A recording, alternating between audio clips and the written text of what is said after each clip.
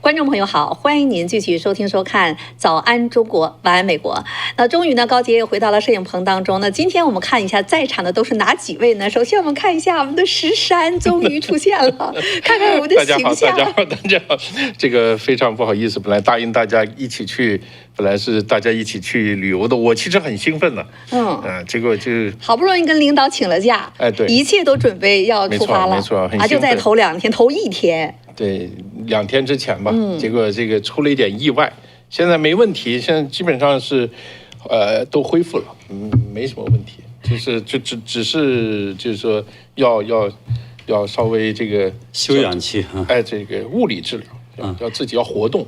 所以得跟我们，你知道，不光是你可惜，很多我们的什么导游啊，我们很多的观众朋友们就想见到石山，你得跟大家说一声 sorry。这真的是非常非常抱歉。其实我自己非常想去，我喜欢这个山呐，我特别喜欢山。所以我名字里面有一个山，是吧？石山，还是石头的，不是假的。石山也是一个玩家啊。那如果这次去的话，和我们那位导游刘导的话呢，我估计肯定会给大家带来很多碰撞的精彩。但是这一次呢，就没有这个机会了，咱们争取下一次再见的这样的一个缘分了哈。所以呢，今天呢，石山本来他说，哎呀，上节目了，他还把这个袋子给拿下去了。我和秦鹏我俩都说你拉倒吧，你还是带上吧，对吧？这个其实现在拿下去也不影响，只不过呢，就是说那个形象很不自然，这个手老得这么架着，这戴上了，看起来就是大家就觉得，这手架着很自然了。最艰难的时刻，最遗憾的时刻终于过去了啊！那现在我们的 team 呢也都恢复正常，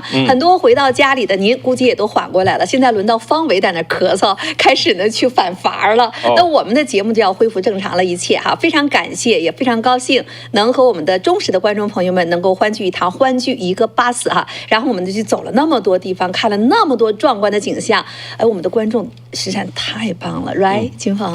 哎呀，我的印象非常非常深刻，对吧？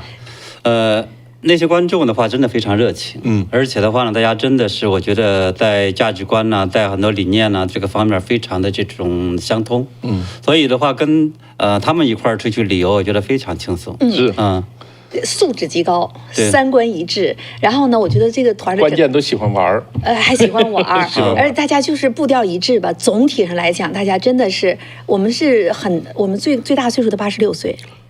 真的，但是你真正的抖起来的时候看不出来，看不出来，还有好几个85岁的、80岁的，哇，那身体杠杠的，他们的身体健康保健做的超棒，太棒了，真的是自律性极强的这一群我们的观众朋友们，很高兴认识你们。下一次我们绝不做这种8天的了，再做短一点的，太累了。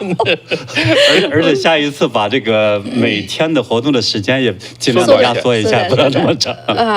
这没办法，因为国家公园，石山知道哈，那国家公园跟国家公园一移动没有4-5个小时，你根本到不了。它就是这个是美国最密集的一个地方，也最壮观。从那个拉斯维加斯出去，然后先到大峡谷，然后上去到盐湖城，这一路过去，那几个公园，说实话，你们走了8天，真的要走的话，你可能要走2个月，我估计。没错，一个公园1个礼拜，对啊，差不多是这个样子。走2个月，因为它附近还有很多那种保留地，保留地里面其实有很多东西是可以的，这个谈的可以看的。我们很多大巴士呢是没有办法进去的，但是呢，我们争取最短的时间内能够让大家能够看到最精彩的那一块儿。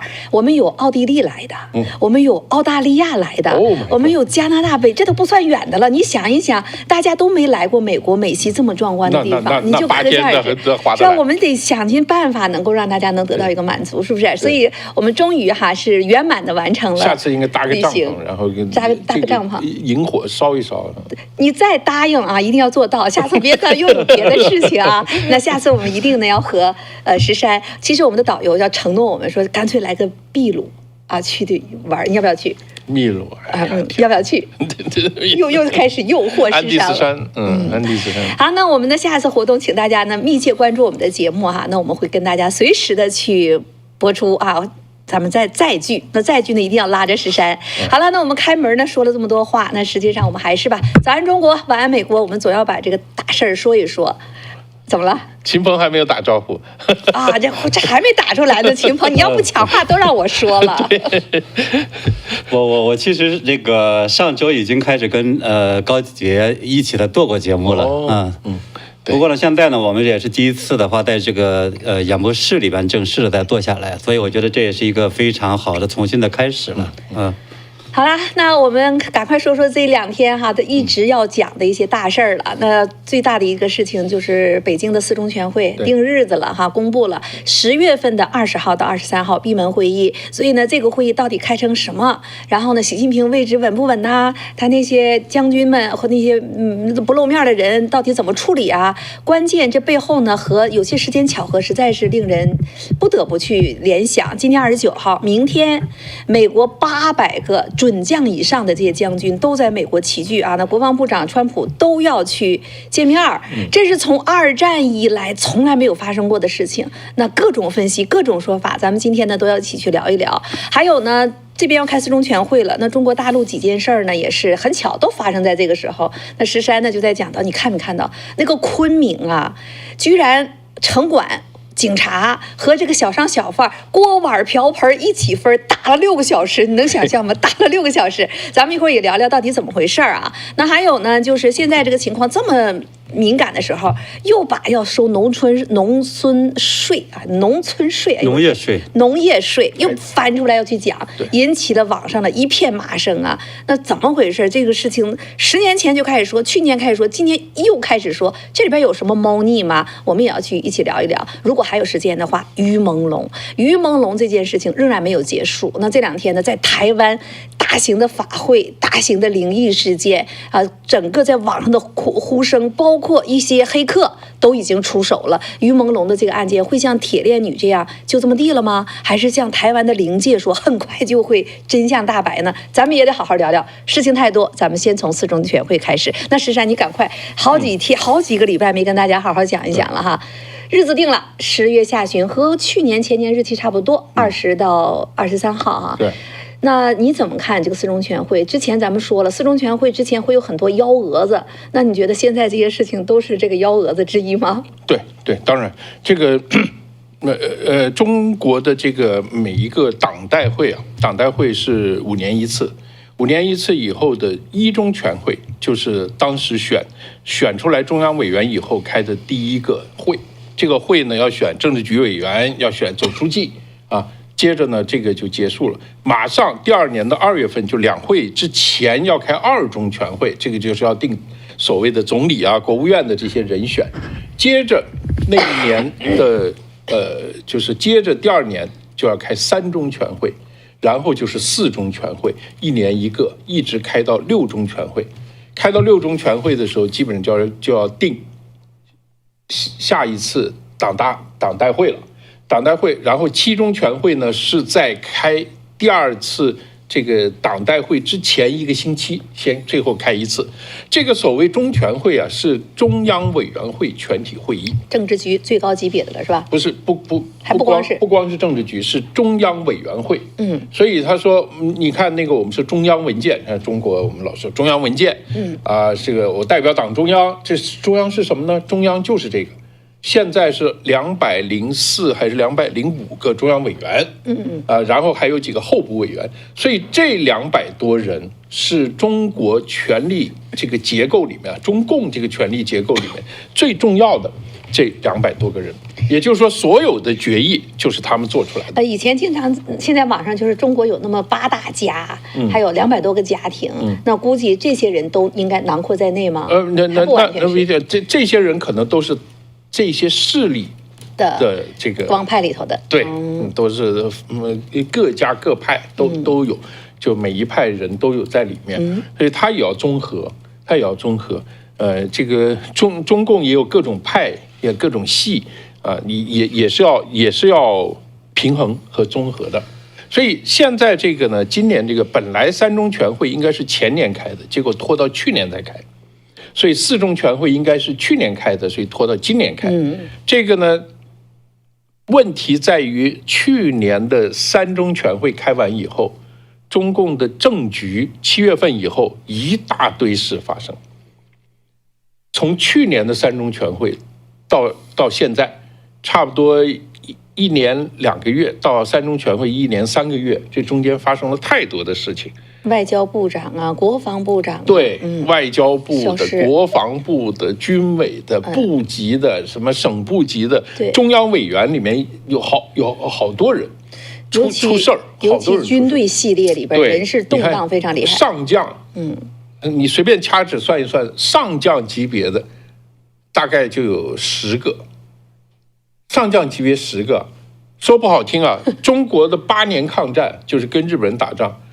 出事的上将就5个，就是战死了，就5个。国民党200多个，对吧？对，就是总共200多个嘛，里面的上将只有5个。所以现在他们这个上将损失的比那个8年抗战的要多得多了。自己内部的这种清算更狠呢。没错，所以这个大家都在看，现在各种消息传出来。到底是怎么回事啊？各种各样的消息传出来，有说他失势的，有说他已经这个大权在握的，也说他如何的，这个有各种版本啊，3上3下，什么2上2下，什么这个各种各样的啊，而且接替的人选也传的这个头头是道，但是怎么回事我们不知道。但是我可以肯定，现在是已经达成妥协了，因为。我们说的大会是一小事，小会一大事，就是说真正的这个内部妥协现在已经是做完了。所以从现在，不是从现在，从2、3个月前到4中全会，实际上是这个最后的过程。这北戴河属于小会儿。对，已经定差不多了。现在这个4中全会对外公布了，我们也就是宣布一下而已。对，官方一定告诉大家说，这个4中全会主要是谈15啊5年计划，然后谈经济或者谈什么这样那样的。但是实际上呢，因为我们不知道小会，我们只能看大会，对吧？所以这个10月20号到23号这个里面有什么决定？这个决定第一肯定有中央委员要调整。要补充，中央委员有的人已经下去了，那就已经没有了，像这个中央这个军委副主席何卫东到底是怎么回事？这个肯定要下去，像他们肯定中央委员嘛，还有很多这些人，苗华呀，对啊，还有什么前武警司令什么王春宁上将也是，对，他们到底咋的了？能不能公布？你觉得？不一定公布，但是呢，他可能就是这个人就不在这个中央委员，就是说他得向全党公布，说这个人已经免除中央委员的职务了，然后有一个候补委员替上去了，然后就这个呢就肯定要定下来。苗华，对吧？对，他我一个军队里面的那一批，因为这一次这个20大的中央委员里面，据说我记得有30个是军队的。哇，30多个，我记得是军队，所以这个军队里面呢，这一批人到底是谁下去，又换什么人上来，这个当然就是一个信号了。当然这个是说实话，小会已经决定了。小会已经决定了，只不过我们没办法知道，我们只能从大会的这个最后公布的名单结果里面看到这个，就反推它里面到底发生什么事情。当然最重要的就是大家就是要关注的，就是习近平到底会不会退居二线？他自己怎么回事？对，他会不会退居二线？现在很多人说他3个职位让1个、让2个、让3个还是让几个不知道。但我们可以看到的是，很多现在中国很多，因为他是这么多年他是小组治国嘛，很多这个小组的这个功能他已经退出去了。你比如是经济、财经的问题，他现在基本上不太插嘴，也不太插手了。他现在主要去管党建了，所以按照这个趋势，我觉得很可能他总书记可能还会保留，是吧？总书记可能会保留，说不定其他的会有变化，因为他在谈党建呢，谈什么最近谈的特别多。当然具体我们要看，从现在到那个时候就还几天，就20天了，对吧？就20天了。还有20天，大家看还3个星期，所以这个中间会发生什么啊？这个会就是非常非常敏感也非常紧张的这一段时间。好多不同寻常的一些迹象。我们之前也为大家做过分析，包括就是最近的这个李强不是在联合国发言吗？他又重新说一个美中之间像夫妻，对，床头打架床尾和啊，又开始整这个，他整这套东西了。对，而这种说法过去呢是汪洋对吧？这是汪洋提出来，哎，汪洋提出来的，结果回去一通给批，还说你这样说是弱化了大国的形象。对，然后现在呢，李强出来又提出这个东西来，那这件事情呢也被外界非常的关注哈，而且蛮低调的。这次我们看到他，还有呢，我看到最近你比如 TikTok 的让步啊，美中之间关系现在其实有点缓和，对不对？很缓和，否则的话不会喊出来说这个中美关系是一个夫妻关系，对吧？所以我觉得其实现在的这个整个这一次的就是四中全会，应该体现出来，其实中共现在面临着这种危机的情况下的话，这种在进行调整。就在我来看的话，它甚至有点像什么呢？就是为了应对危机，现在专门开了个大会。然后呢，这个大会的话呢，主要的目的是干嘛呢？给大家画大饼的。就是因为你正常来讲，这个搞经济就搞这个什么955的，就说1055啊、1455啊，或者什么这个计划，经济计划的话，不是在现在开。因为基本上的话，它应该是在明年的这个时候，明年开。结果你现在跑到这个今年来开，这个其实代表什么呢？就是现在的这种经济、政治，包括你刚刚说这种内部的这样的一个危机情况下，它要呢通过一个看起来很振奋人心的一个这种说我们将来要规划成什么样的一个东西，这个时候来去提振人心，去挽回这样的一个衰败的一个形象。就这一次，你看他是通过政治局会议的方式把这个四中全会公布出来，但是你从他这个四中全就是政治局会议能看出来，他其实现在碰到了2大危机。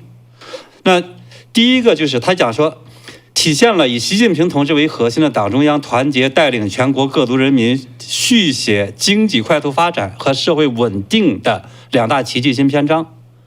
就这句话其实本来就暴露出来它2大危机。还2大奇迹，哪2大奇迹？ 2大危机其实是，对呀，就它2大奇迹，因为很明显的话，现在经济快速发展这个奇迹泡沫已经崩了。对呀，怎么叫快速发展？没错呀，你的 GDP 都已经连彭博、连美国这方面都给你降到了3点几了，说你能保到4就不错了。没错，而且现在还在加速，在下滑。对呀，8月份所有的经济数字都非常的糟糕，非常糟糕。PPI 是连续8个月已经收缩了，没错CPI 也不如预期，全都一堆糟糕的数字。你看刚刚出台了一个什么国家发改委准备推出5000亿的这个政策工具促进投资。这个其实什么意思？就是说，有的时候我们观察中共的这种政策或者他的意图的时候，你看他呢这个高喊什么东西的时候，往往你就说，这个地方出问题了。比如高喊团结的时候，内部打得一塌糊涂，可能出现了这种缺啥要啥，缺啥要啥啊，没错，这是他非常鲜明的一个特点。你现在呢，就是这个代表什么呢？投资现在是严重下降。上半年的投资的这个增长率是2.8%。中共过去多少年，实际上主要是靠投资拉动的，这是非常独特的中国特色的东西。包括这种基建投资啊，什么这种各地的内部的投资，内部投资，对，没错。那么到了8月份，你知道降了多少呢？官方的数字0.5%，很可怕了，这个东西，对吧？没有了啊，市场预期的话，还就说已经给你调了标准了1.4%。结果你还远那个都不如，所以这个其实很明显是个大的问题。在消费增长来讲也完蛋了，因为14.5它当时规划了一个叫做我们说促进2个市场，现在这个很明显这个内部市场是不行了。所以呢，这种情况下那怎么办呢？就是经济不行了，就开始强调这个政治了。所以的话，这一次的政治局会议和提到了说这种叫15.5的规划里边，就非常罕见的提到了什么呢？叫做这个去社会长期稳定，对吧？你要搞这种什么2大奇迹新篇章，就代表说这个所谓的社会稳定是出了重大问题了。所以今天我们就看到它社会非常不稳定，非常的不稳定。所以今天的话就报道2个消息。中国今天哈，就是美国的这个和中国的今天，中国那边已经30号了，对吧？就是他强化意识形态，中共中央首度印发思想政治工作条例。啥意思？内部的这个思想大家崩溃了，就说党的这帮人的话，其实不信这些上边的这个说话了。因为你现在原来的情况下是多少个家族在统治着这种中共，习近平呢是所谓的敬于一尊，现在没人去信你了，所以这个时候呢，党要强调团结。虽然上边的话非常不高兴，打得一塌糊涂，但是呢，统一了之后，还是呢得把习近平搞抬出来。所以呢，要强调习近平思想啊，什么什么，强调这种政治工作呀，什么等等的，什么意思？就是为了稳定。还有呢，这个习近平又在讲说什么叫推进宗教中国化，引导教育礼仪，体现中国特色。这个中国特色的宗教中国化啥意思？其实就是这个服从党的领导。这个你信佛祖没关系，但你得承认佛祖是低于党的。你承认上帝也没关系，但你得承认这个上帝也是低于党的。你承认达赖喇嘛也没关系，但你得这个达赖喇嘛不行，他不能承认，承认都不能承认，那个不能承认，你只能贴习近平的像，没错没错，贴达赖的像。对，就不管怎么讲的话，你得把这个党放在第一位。就很明显的话，这个是代表说，当大家的这种都对你不相信的时候，开始去强化，看起来好像是突然间咱们党又强大起来了。其实这个时候就你恰恰表明他现在非常虚弱。所以我说这一次的这个政治局会议宣布这个四中全会，其实恰恰表明他现在认识到了这种重大的危机。所以在这个时候呢，要搞个大会，说我们现在又要怎么在这个原来这种快速发展或者怎么进步的基础上再来一个这种高台阶。其实就是这意思。以前这种叙事是靠着中国梦，然后呢，中国这个 GDP 要增长多少多少，然后我们一带一路多少个国家，以前是这种宏大的叙事。今年的这个四中全会，我们看到了，就像刚才你讲到的意识形态呀，包括宗教。中共什么时候放松过宗教的这样的一个管理？现在居然把宗教还要去中国化，他过去这么多年做的不就这件事儿吗？他现在还倒腾出来说，他过去做的那个就是政治思想工作是吧？他也没放松过啊。对呀，什么叫做加强意识形态？对呀。所以现在这个问题你就可以看出来几个特点。第一个特点呢，就是人呢，包括机构也一样，这是人性。当你出现危险的时候，你一定会拿你熟悉的工具解决问题。他也没有别的工具了。你说的对，就当他突然闯到一片蓝海里面的时候，他可以很牛。哎呦，广阔的这个海洋啊，这又一条大鱼啊，那个时候就是中国梦崛起，我们可以超越，我们科技如何领先，我们这个又怎么样，他就可以讲那些。当他发现自己就什么都不行了，这船要零碎了，对，就要开始讲，就开始拿过去的这个他最有用的工具出来了。所以他最有用的工具是什么？就是政治。对，他最有力的工具基本上都是对内的。对，他就是思想控制，这个政治领先一切，所有。他现在当他抓这个东西的时候，你就知道他现在是很虚弱，他现在有问题了。就这个有点像什么？有点像那个我老说有点像那个牧民呢，骑马的牧民，就是说，那是骑马的时候啊，手抓得紧的时候，说明他要摔了。就是说他脚夹不住啊，他就摇摇晃晃的要掉下来，他就手抓的就特别紧。你看共产党现在就是手抓特别紧，什么事都抓得紧紧的，生怕哪个地方出一点事，就是说明他的脚很弱。最近不还整顿网络吗？对呢，清洁网络，对，又开始喊了。其实都已经实名制了，你又还在喊。现在那个很夸张啊。现在都不是说清理这个别人说了中国共产党什么事情，或者说了什么什么，你像护城风这种的，他只是说这个有这个安卓手机、苹果手机、苹果人和安卓人这个分成这样的，就是他把这个很现实、很中国发生的事情，他讲出来。你一讲到什么专制啊、什么习近平，他马上给你掐掉，是吧？他绝对不就这种都要砍掉。这种像张雪峰那种的都要砍掉，你说？对，这个就是说支持打台湾的嘛。对，这已经就是说他虚弱到就是已经有点就是表示爱国主义都不行。对，神经脆弱。啊，你如果在一个人旁边突然大喊一声“共产党万岁”，他也会拿棍子打你一下。为什么？因为你声音太大了，把他吓着了，你知道？这个现在他是这样的一个神经反射，对，他是一个神经衰弱的一个状态。现在中共的这个情况是，当我们从这个角度来这样看啊，这样来看，但是现在也有人从另外的角度来看，因为当一个专制集团出现这样的问题的时候，他就必须要什么呢？他要强化敌人的概念。大家可能我们这继续谈这个Animal Farm， 就是动物农庄。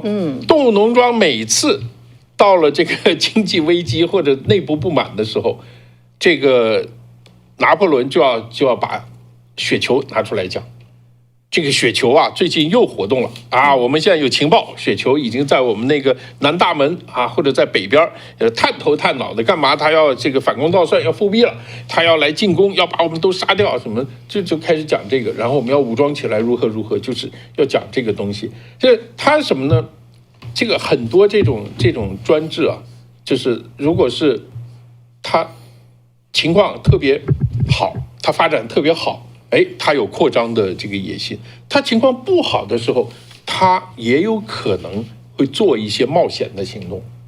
那干嘛？打仗？打台湾？对，打仗。我跟你讲，你仔细看看中共的建政以后的战争啊，朝鲜战争我们就不说这个，跟印度打仗，1962年，那是刚刚饿死了4000万人以后，对不对？3年饥荒者。69年跟苏联珍宝岛，那是文化大革命以后，这控制不住了，要实行军管了。他要结果一下子一级战备，全国军管，一下子把权力接过来，就是控制，是吧？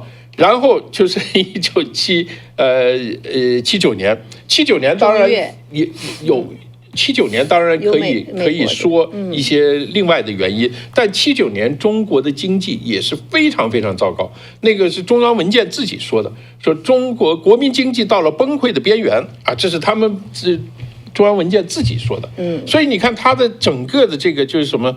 这个就在中国古代有个叫做养寇自重，就是说这个当然它是指的是对皇帝了。就下面的封疆大吏，我怎么样稳固我自己这个封疆大吏的位置呢？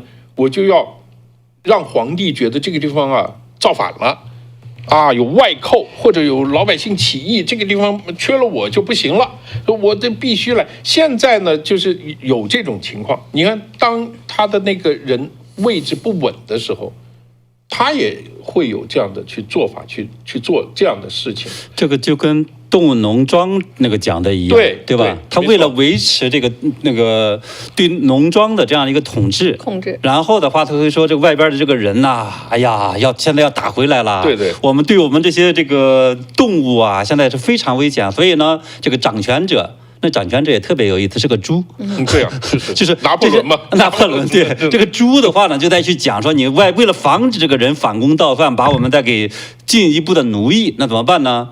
我们就得这个加强团结，对吧？然后呢，这个继续的话呢，去强化这个内部的统治。他有一个名言，对吧？所有的动物都是平等的。这个某些动物更加平等，那是后来加的，对，就跟中共现在一样嘛，这人民群众啊，为人民服务，然后呢，这个人民那个这一次的这个政治局会议的那个就是那个简报那个里头，就是15那简报那里头也讲，就是什么加强党对经济的领导啊，什么人民这个为人民就是为了人民呐，什么等等的，就你很明显你能在那个动物农庄里边去找到这个痕迹，就是他现在的这种，你明明你是谈经济的这个问题，结果的话你在那拼命的抢党的领导、猪的领导，对吧？拿破仑的领导，然后呢你强调呢说是这个为了人民。但事实上来讲的话，是他感到了危机了，对，所以这个时候就开始拼命的再去搞内部的这种加强控制。所以现在也有一个说法，就是说中共啊有可能不会去全面打台湾，就现在一种选择呢，比如说他去把这个什么金门呐、马祖啊这些边缘的东西拿下来，然后呢，同时是对台湾本岛要围而不打，因为你这样的美国其实没有太大的理由去介入你的整个这种战争的，对吧？也不会特别好像去打它，所以呢，一种的选择就是说，这种情况下，中共呢可以趁机对内部就开始军管，因为他现在最可怕的是什么呢？这种经济假如说再这么坏下去，青年失业率再高，那有可能在内部发生一个这种大的动荡。所以在这个时候，为什么突然间跟美国搞好关系？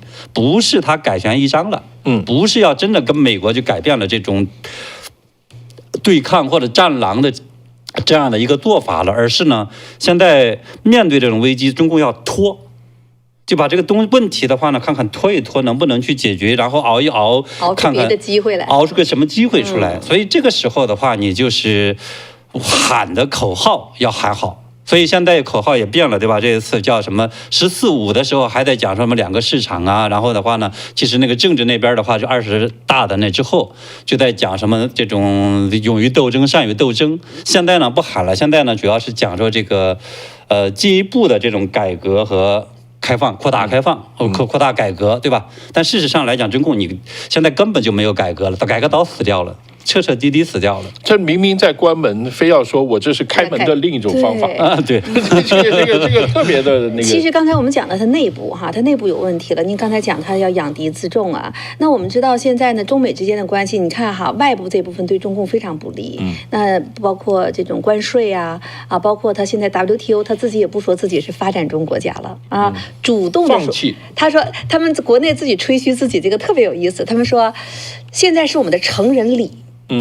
我们川普不是抨击吗？我们主动的让把这个成天拿这个说事儿的给你堵住你的嘴。我们主动说，我们不再要求新的 WTO 的新的这种优惠政策了。所以这就是一个成人礼，他说的特别好玩，一件事情他能给说的天花乱坠的。但是呢，我觉得这里边很有趣的就是美国，包括他所看到的外部的这些条件。他们会改吗？他们会因为自己中共说啊，我不再去要求发展中国家的各种优惠待遇了，那美国是不是就不给你加关税了？欧盟是不是就不给你加关税了？墨西哥是不是就不给你加关税了？会吗？当然不会。那以前之所以给你优惠关税，就是因为你是发展中国家，你可以有这个缓冲期。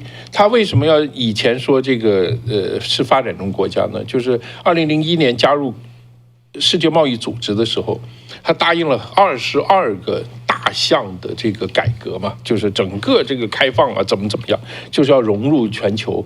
但是因为我是发展中国家，我在某一些部分还没有成熟，所以呢，我有缓冲期，有的是3年，有的是5年，最迟的15年。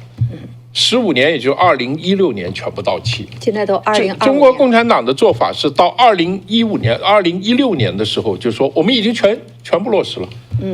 然后你一条一条指的，他说没有，不承认，闭着眼睛就是不承认，没有，我们这个全落实了。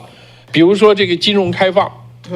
金融开放，你说有没有外国银行进来了？有啊，花旗银行在上海有一个，我就开放了。但是呢，他那个就是你只能进一个。你只能进2个，然后他把你卡得死死的。他把那个开放的定义对给你改了。我这是中国特色100%，我给你改了，剩了个10%。对，我是中国特色的这个开放嘛，就是所以他就完全把这当初谈好的东西就完全把它变了。因为最简单的就是我们这一代人最清楚的，就是在邓小平和江泽民时代，他们每次谈到人权、民主、自由的这个问题的时候，都会说：“我们那个是好东西，我们是要往那个方向走。问题在于我们现在这个国家啊，这个国情，我们有我们的国情，我们的中国人的素质不行我们中国人素质太差，所以我们要一步一步慢慢走。对，到了前2年，你没发现？我们的才是真民主，你们那是假的。全过程民主，我们叫全过程民主，你们那才是假民主，你们那就是虚假。就是说，他在中间是不停的变啊。他过去他说实现共产主义不也这么讲吗？当然对。为了实现共产主义，我们现在社会主义，然后有中国特色社会主义，直到今天为止，我所有控制你老百姓的都是为了实现共产主义。这个都是初级阶段。对，现在到了习近平时代的话，他把之前的那些画出来的那个妆全给抹掉了。抹掉了之后的话，就完全反过来了，对吧？把说统一化。对，我们现在原来那张没画这个彩妆之前那张皮，大家都知道我说啥是吧？那个画皮这个之前实际上是张鬼嘛，对吧？鬼脸就是你在以前的话，你好歹知道说这个什么是丑的，什么是美的。你知道画张美女皮，知道那是好像说那叫民主啊，什么自由啊，这个东西。现在不管了，现在说这个那种鬼脸才是美的，对，彻底的就不要脸了，就彻底。其实今天还有2个美国和日本的消息，美国的商务部他宣布了一个叫做穿透性制裁，其实就类似于2级了。它怎么个意思呢？就是它现在有管制名单吗？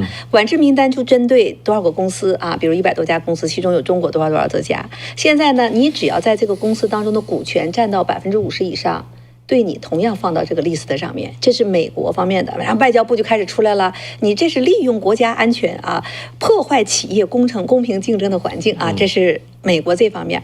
日本同样，日本呢每1年更新一下这些 watching list 把它也是放到管控名单当中，什么华为呀、中兴呐，也去年就已经140多个了。那中国很多企业都在这个上面，这次呢又增加了15到20个，名单现在还没有列出来，但是呢又增加了这个数量了。其中有2个小公司给挪出去了这是日本方面的。中共外交部也开始吵吵了这是日本利用这件事情对中国企业不公平的，如何就是都炒作这个概念。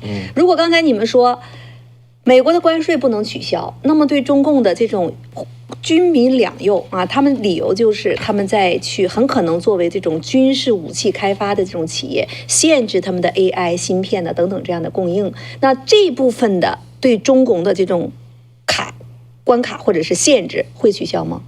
当然不会取消，这是不可能取消的。但是这2部分不就是，如果说中国的经济不行了，外资不行了，你的环境不行了，那你现在对外界给他的这个，大家看着你中共如临大敌一般你的出口、你的倾销我们要堵住，你的军用的部分堵住，你的科技要堵住，那你外部的这部分对他来讲，这压力有多大？对，会非常大。实际上，中国的经济基本上呢是。我们现在已经中国人已经不提了所有的经济学家也不说了。实际上，中国的经济是走的东亚模式，就是这个最早就是日本人干出来的。日本人干出来就是出口替代，所有的因为我国内市场不够，我太穷怎么办？我就拼命生产，然后卖到国际市场，然后这个利润呢，就通过你知道，这所有的生产，当你的价值要闭环的时候，它有几个投资。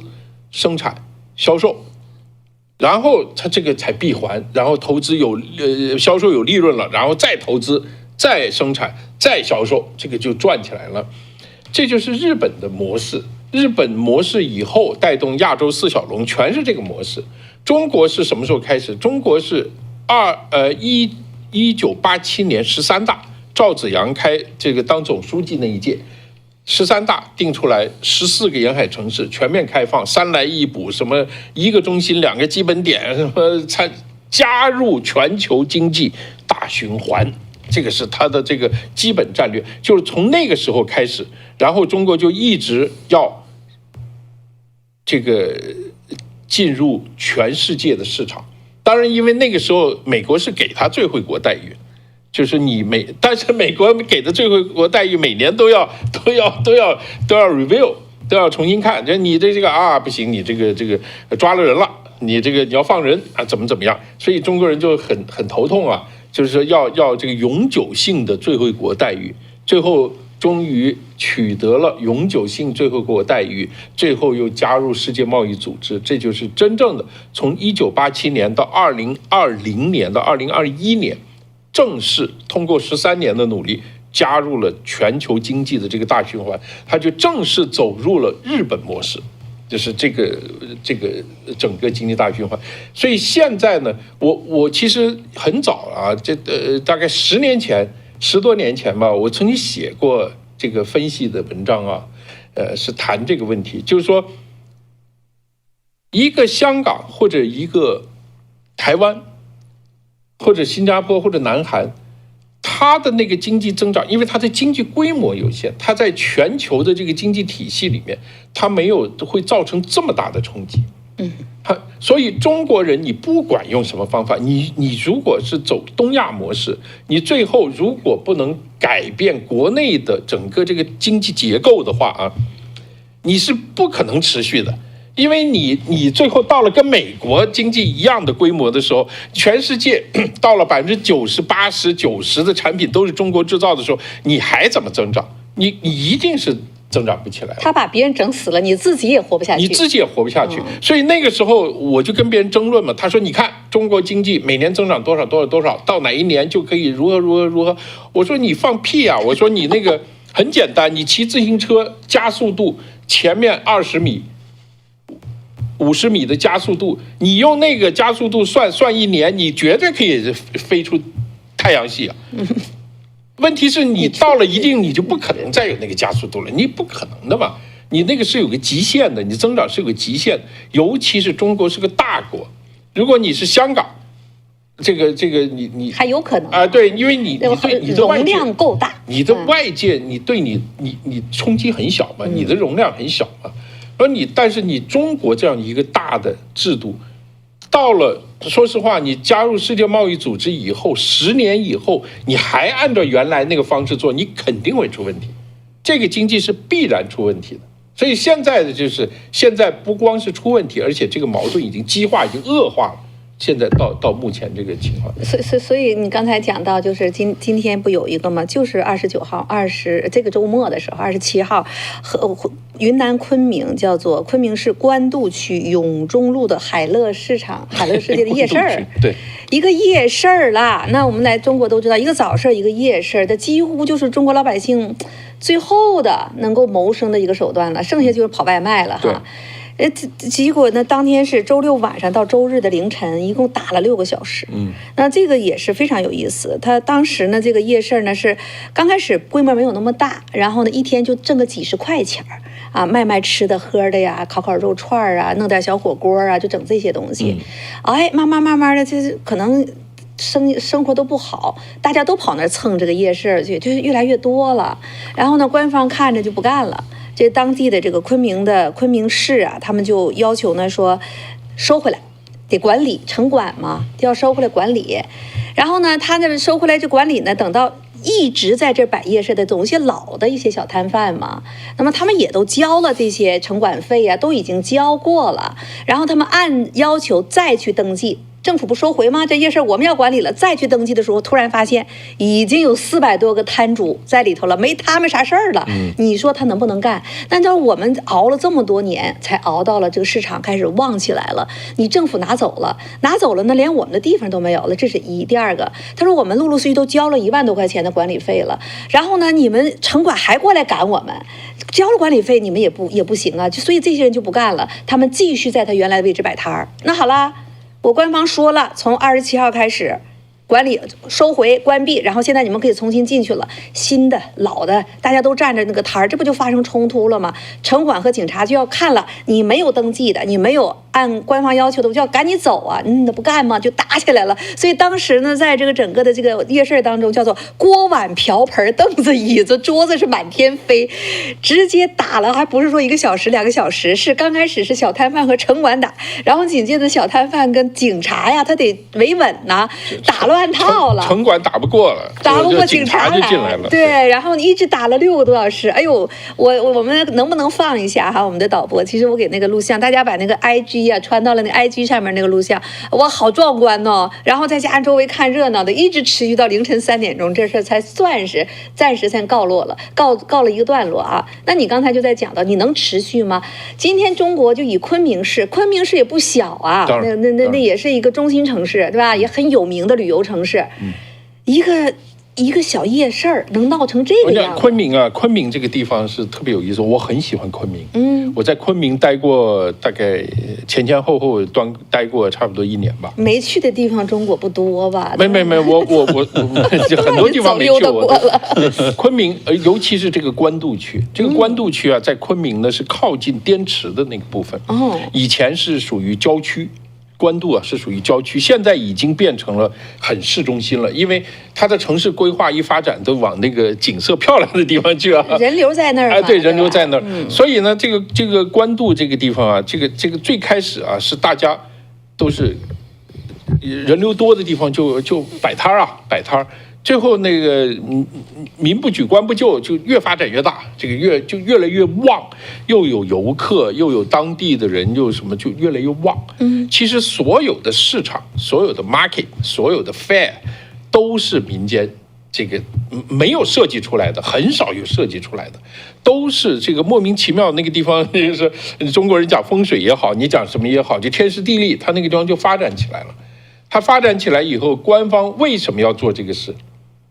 其实说穿了就是抢钱，钱嘛，钱就是抢钱，就是你发展起来了，好，那我就来收钱。我看了那个当地的有些视频呢，就是当地老百姓就跟那个人讲，说我们不是没交钱，我们这个去年交了1万，前年交了多少，我们每年都在交钱，但是他现在要更多的钱，他要更多钱，他把它关了以后，然后内部的人就因为看中这个流量了，这个客流量。就内部有人给更多的钱，那他就把这些人呢就安排在那个这个地方了。你原来的这批小摊就没有了，熬了那么多年，对，那完了没味儿的，对你肯定。所以这个呢，就是自上而下的一个治理的一个最重要的弊端，就是你因为其实所有的社会发展都是自下而上的，只有共产党是自上而下的。就是他来设计，顶层设计，他来给你想你应该怎么活，这个地方应该谁摆摊，谁住这儿，谁住那儿啊？你应该是怎么样？这就是共产党从古至今，不管是封建社会也好，资本主义社会也好，像这种的民间的市井的，全都是自治的，包括中国古代都是自治的，都是自发形成的。赶集嘛，对哈，你可以去规划。你可以去什么？但是你不能这样去做。我跟你讲，中国很多的这种民变都是从这种摊贩开始的，这个是非常，包括台湾那个227、228是吧？228，台湾闹得很厉害，那个闹的也是从这个摊贩卖香烟，这个跟这个管理人员闹起来，结果就。这个茉莉花革命，别的国家不也是吗？对，都是这样。砸水果摊就从这块开始。我跟你讲，谈到这个，我还真，我以前在昆明的时候，我认识一个哥们儿，这个人呢是黑社会的，黑社会呢，因为我那时候算是就是跟他好多这些，就是说就是黑不黑白不白的，反正这么一批人。有很坏的，有还好的。就我认识其中一个，我就问他，我说你是怎么变成这个黑社会变成这样？哦，是他有一次喝酒，他跟我喝酒，喝完酒以后，他说你上大学有什么了不起？我告诉你，我中学的时候成绩可好，我说我们学校第1。我说那你后来为什么没高考啊？没参加高考啊？你那什么高考？他说我有啊，我的大学我高考就去了那个劳教所，3年待了3年，发生什么了呢？我就问他怎么回事，就是小摊，他是昆明市的一个就是普通的一个老百姓吧，他舅舅是有功夫的，他舅舅从小教他功夫，然后教他功夫呢，他是读书很好，但是他们家很穷，他妈妈呢就摆小摊在外面，但摆小摊呢。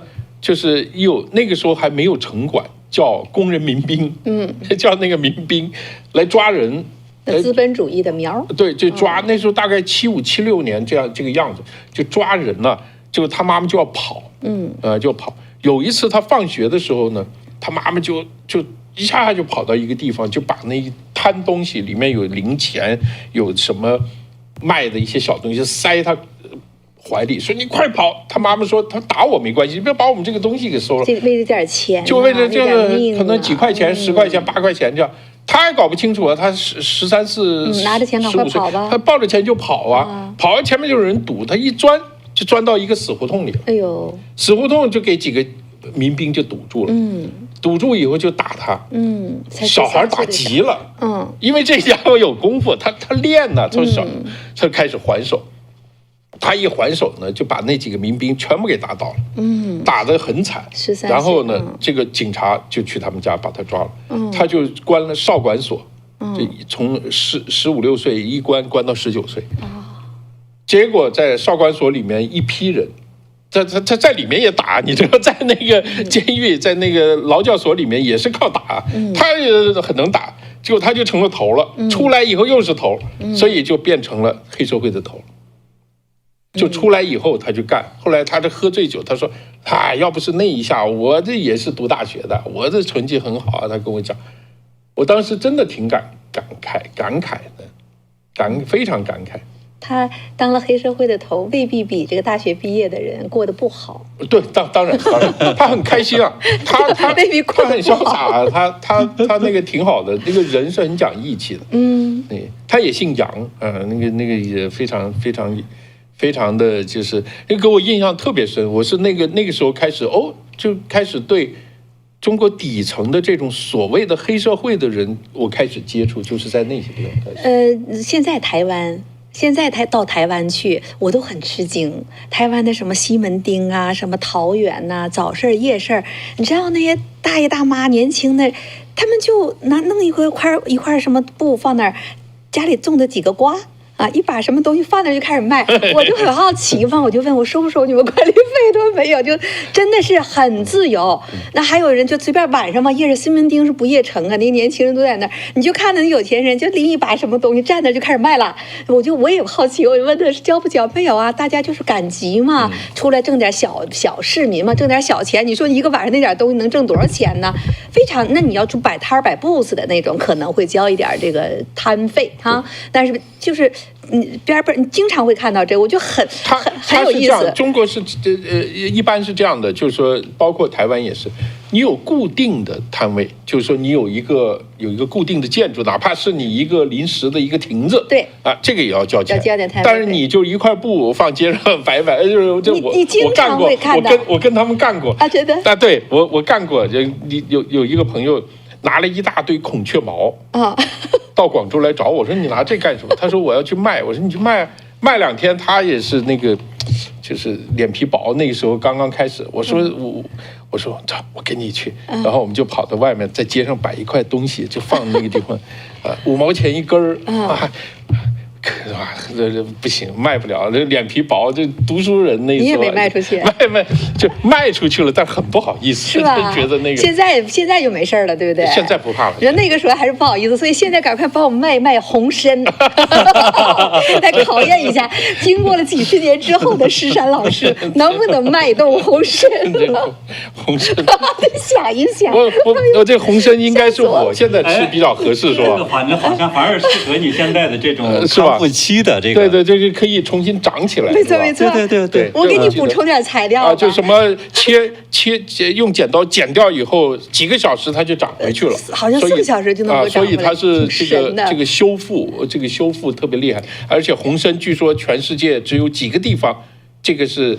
韩国的济州岛是其中一个地方，不错。我记住了，阿拉斯加的红海参也比较有名。那这一次我们不是跟团出去旅游吗？然后有一个老人家就不小心磕了一下啊，然后他当时我们新田嘛，他就在那个巴士上面，他就给他这个红参，他就马上喝。还有一个人也是，就是晚上睡不着觉，他也喝这个红海参，晚上很疲劳，然后。第2天就马上就修复过来了。那个磕着腰的那个也是，连续喝了2支，他就已经有感受，觉得恢复的非常的迅速。所以还真不是跟你闹着玩，赶快回去喝红海参。待会儿。然后能不能把红海参今天买的人多，都证明着石山在几十年前卖个孔雀毛都已经不好意思的石山，经过几十年的锻炼之后，现在的这个 sales 的功力行不行啊？我那是帮朋友忙，后来就我有一个朋友实在看不过去，说你卖这个东西，他自己花钱全买了，全一大捆塞在他们家里面，谁结婚他就送给别人一把，再装饰起来。所以呢，在这儿呢，鼓励哈我们的观众朋友们，也马上中秋节了，送礼啊或者自己用啊，特别是我们的巴斯的朋友哈，辛苦了，我们也是值得的。那么回去呢，也可以买点红海参给大家补一补哈。从现在开始，我们来看一看哈，石山你真得喝，然后给我们看一看能不能迅速的恢复啊！典型的对症下药，这是。我下一期来我就开始打球了。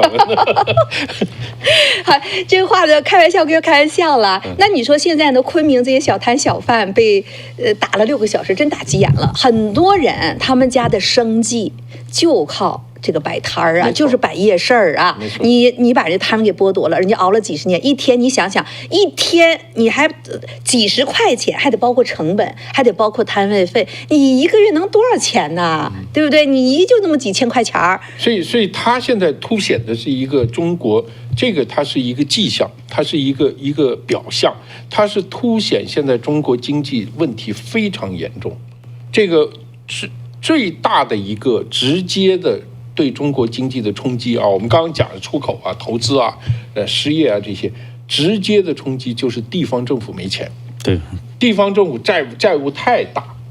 我们说，现在中国的地方政府的财政大概12万亿人民币一年啊，它有多少？有100万亿，超过100万亿现在的这个债务，对，快10倍了，我天！中国的那个，中国的那个这个最好的借钱的国债嘛，国债的那个殖利率是1.7、1.8，我们不算那个，因为那个是最低的啊。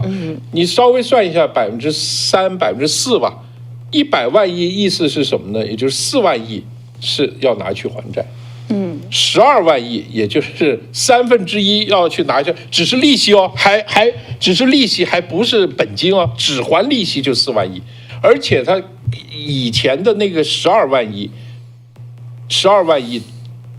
有一小半都是靠卖地，所以现在卖地完全没有了，卖不出去了，所以地方政府是急了，现在是急了，就是任何一点钱都要给你抠下来。所以别人说是什么燕子嘴里抢泥巴，蚊子腿上这个割肉，反正就是说就是见钱就上啊，就是说反正管你那么多，这事前我真的像这个小摊小贩，真的他就是这样的一个情况，他就是已经急了，就是只管你那么多，事前我就一定要抢回来再说。对，这个其实现在是个最大的问题。就表面上看起来，它这是一个好像地方性的一个这种夜市儿，对。但事实上来讲，它背后暴露出来它巨大的这种财政的一个亏空和这么一个超级大的这么一个这种负担。对，根本就解决不了了。9月28号的时候，它实际上，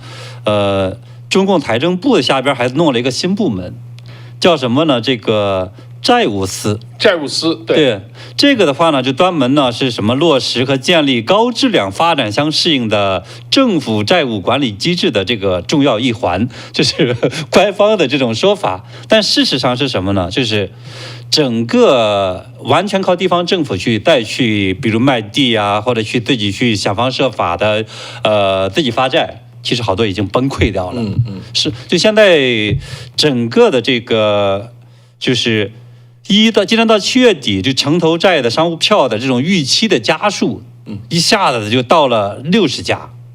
那么包括呢什么山东啊，包括什么23家，云南11家，河南8家，贵州7家，就是什么意思？就是去年的话，中共那时候讲说要化债，化债是什么意思？就12万亿化债。就是要把这种所谓的隐性债、所谓的这种短债化成一个长债，然后呢，最后相当于把这个旧债化成把地方政府给救过来。对，因为中国的这种财政其实相当于一个什么财政呢？叫吃饭财政。就是实际上你每年的那点税收根本不好干什么，就是完全是用来吃饭的，就是养那个庞大的公务员的队伍的，对吧？得照顾他们的这个吃住工作。不管做不做工作，你得给他安排个楼，然后让他花钱，然后呢去多事儿，对吧？所以这个其实是吃饭财政，根本就没有余钱去所谓的还利息啊，或者去再进一步的再去搞项目，因为那些项目不是说你突然间就是停了就停了，你好多还得维护的，还得往里去投的，否则的话那些项目也就废掉了。所以这是中国现在最大的问题。但是呢，你现在靠地方政府现在是没戏了，因为地方政府假如说破产了，大家是不可能再借钱给他，怎么办呢？那当然是中央政府把这个债接过去，以中央政府的这样的这种信誉，把这个债借回来再给地方政府。也就是说，你地方政府如果这么接下去的话，它其实是要崩溃掉的。对吧？所以过去呢，这个以前的财政部长啊，或者中央的说法是什么呢？谁家的孩子谁自己报啊？意思是说，你地方政府的这个债务，中央是不管的。但是呢，地方政府也很聪明啊，大家也都了解这个党中央什么德性啊，对吧？你不替我还，我就死给你看。对吧？我就还继续去想方设法这借钱，或者呢，我就让这个债务爆雷。你总不能看着我一直报下去。美国是可以这个政府破产的，对，你中国假如政府破产了，相当于会把这个中央政府连累下去，因为你是党啊，党的哪怕一个这个县或者一个这个地区或者一个省破产，那就相当于党破产了，大家肯定会往这儿去解读嘛。所以你还不能看到他死去，怎么办呢？所以后来我们看到最新的这个结果就是债务司出来了，要变成了说整个要去统筹再继续去放债。所以这个其实代表了中国政府现在的整个债务完全没招了。今年你知道说看起来要发债多少钱呢？去年大概是20多万亿，今年达到30万亿。哇哦，太恐怖了！我天，就说你就到了这种程度。它一年的产值也就是20多万亿嘛？没有，一年的 GDP 是100多万，120万亿，120万人民币。你和对，那你算一算，它这个一年就是30万亿。我刚才你在讲哈，就是什么都是中共中央去管嘛。到79年正好是管了30年，从他抢夺政权管了30年，中国国民经济面临着崩溃的边缘。对，那个时候也是啊，那从地方到中央全完蛋了。然后30年之后，从他邓小平改革开放，他得活，开始搞钱了，学会了。那个时候他还不知道怎么画债，怎么去借债，还不懂。那个是完全是苏联模式，它计划经济嘛，跟现在后来这个过渡过来的这个模式不一样不一样。现在中国这个更可怕，我跟你讲，真的更可怕，因为很多中国人在批判说资本是万恶的，资本恶不恶？资本确实恶，资本有它原始的这种恶的这种特性在，但是呢，这个中国是不是就不是资本了？中国同样是资本。现在你看地方政府欠债怎么办？他去借钱，他借钱了以后，他同样要交利息，然后他同样要搞各种各样的东西，他只不过资本这个东西是个中性。我原来经常跟我们家小孩讲啊，你们生活在资本主义国家啊，这个 capitalism， 那个 capital 是什么意思啊？什么是 capital 啊？什么是 capital 啊？然后他说我口袋里，他说你那个capital 就是钱呢，我拿100块放桌上，我是不是资本家？不是啊。所以这什么叫 capital？ 就是能赚钱的钱，叫做 capital， 对不对？所以这个完全就是围着这个 capital 本身是个中性的。是个中性的东西。你只要做生意，对你必须要用到，对，你就是除非你是走柬埔寨、波尔布特那种模式，把金钱废掉啊，就是完全国家来这个弄。是，所以你现在中国是完全转型过来了，已经转型成资本主义国家了，因为它都不是靠计划经济啊，这个统购统销，然后什么。这个完全是这个拨款，已经不是那样了，它也不是国有企业了，但是它是由官方来经营这个 capital，这个它的做法，这个我们就叫官僚资本主义。官僚资本主义比自由资本主义的恶更厉害，因为自由资本主义它是附在这个民主这个政治上面的，它有媒体，有这个独立的法治，它还有个制约。到了官僚资本主义就没有任何制约，它同样是资本主义哦。它那个资本主义的，它会把那个资本的那种恶的天性放大到无限大。所以现在中国正在往这个方向走。所以谁掌握官僚资本主义？就是各个地方政府，就是省长、省委书记，就是他们这帮人，从中央到地方，对，就是他们这帮人。所以他们现在一定是把这个把这个资本的恶的这一个部分放到无限，放到无限。所以大家你可以看到，说，比如说我在网上看到那个挺有意思的，他说那个中石油垄断，而且那个这个国内油价涨，国际油价跌。国内的这个燃油在涨，它还亏本，这个是到底怎么回事？这没有人搞得懂。它但是他们的生活好得很，他们那批人富得不得了。这个就是这个官僚资本主义的一个巨大特点。中国可怜的就是把这个社会主义的这个恶的部分保留下来，把资本的恶的部分也保留下来了。对，你说那个社会主义，你像原来苏联的全民医疗、全民教育，全民这个退休保障都不要，他不要。他把他学美国这个最遏制资本主义的这一部分，但是资本主义的最好的部分，这个监督、民主监督、司法独立、什么新闻自由创新这种，他也不要，他就要最恶的那一部分，资本的那一部分。所以这个中共现在这个体制，绝对是集人类之恶的大全。这个要出问题，会出一个摧毁性，一个非常非常严重的一个巨大，也是集人类历史从古到今，从东到西很难见到的。其实它的这个制度也是集中西之恶之大全，对，没错，是吧？他把法家中国历史当中最不好的东西，加上列宁，这是从西方来的最不好的共产主义的东西，加上呢这个西方的这种叫做一神教就是一神化的这种。宗教黑暗的那个东西，它全都结合到一起了，一元化，政教合一，全都结合到一起了。所以中共的这个体制，它现在呢对资本的这种控制，人类历史上没有过，真的没有过，它是集东西方，这简直是大挟之大权。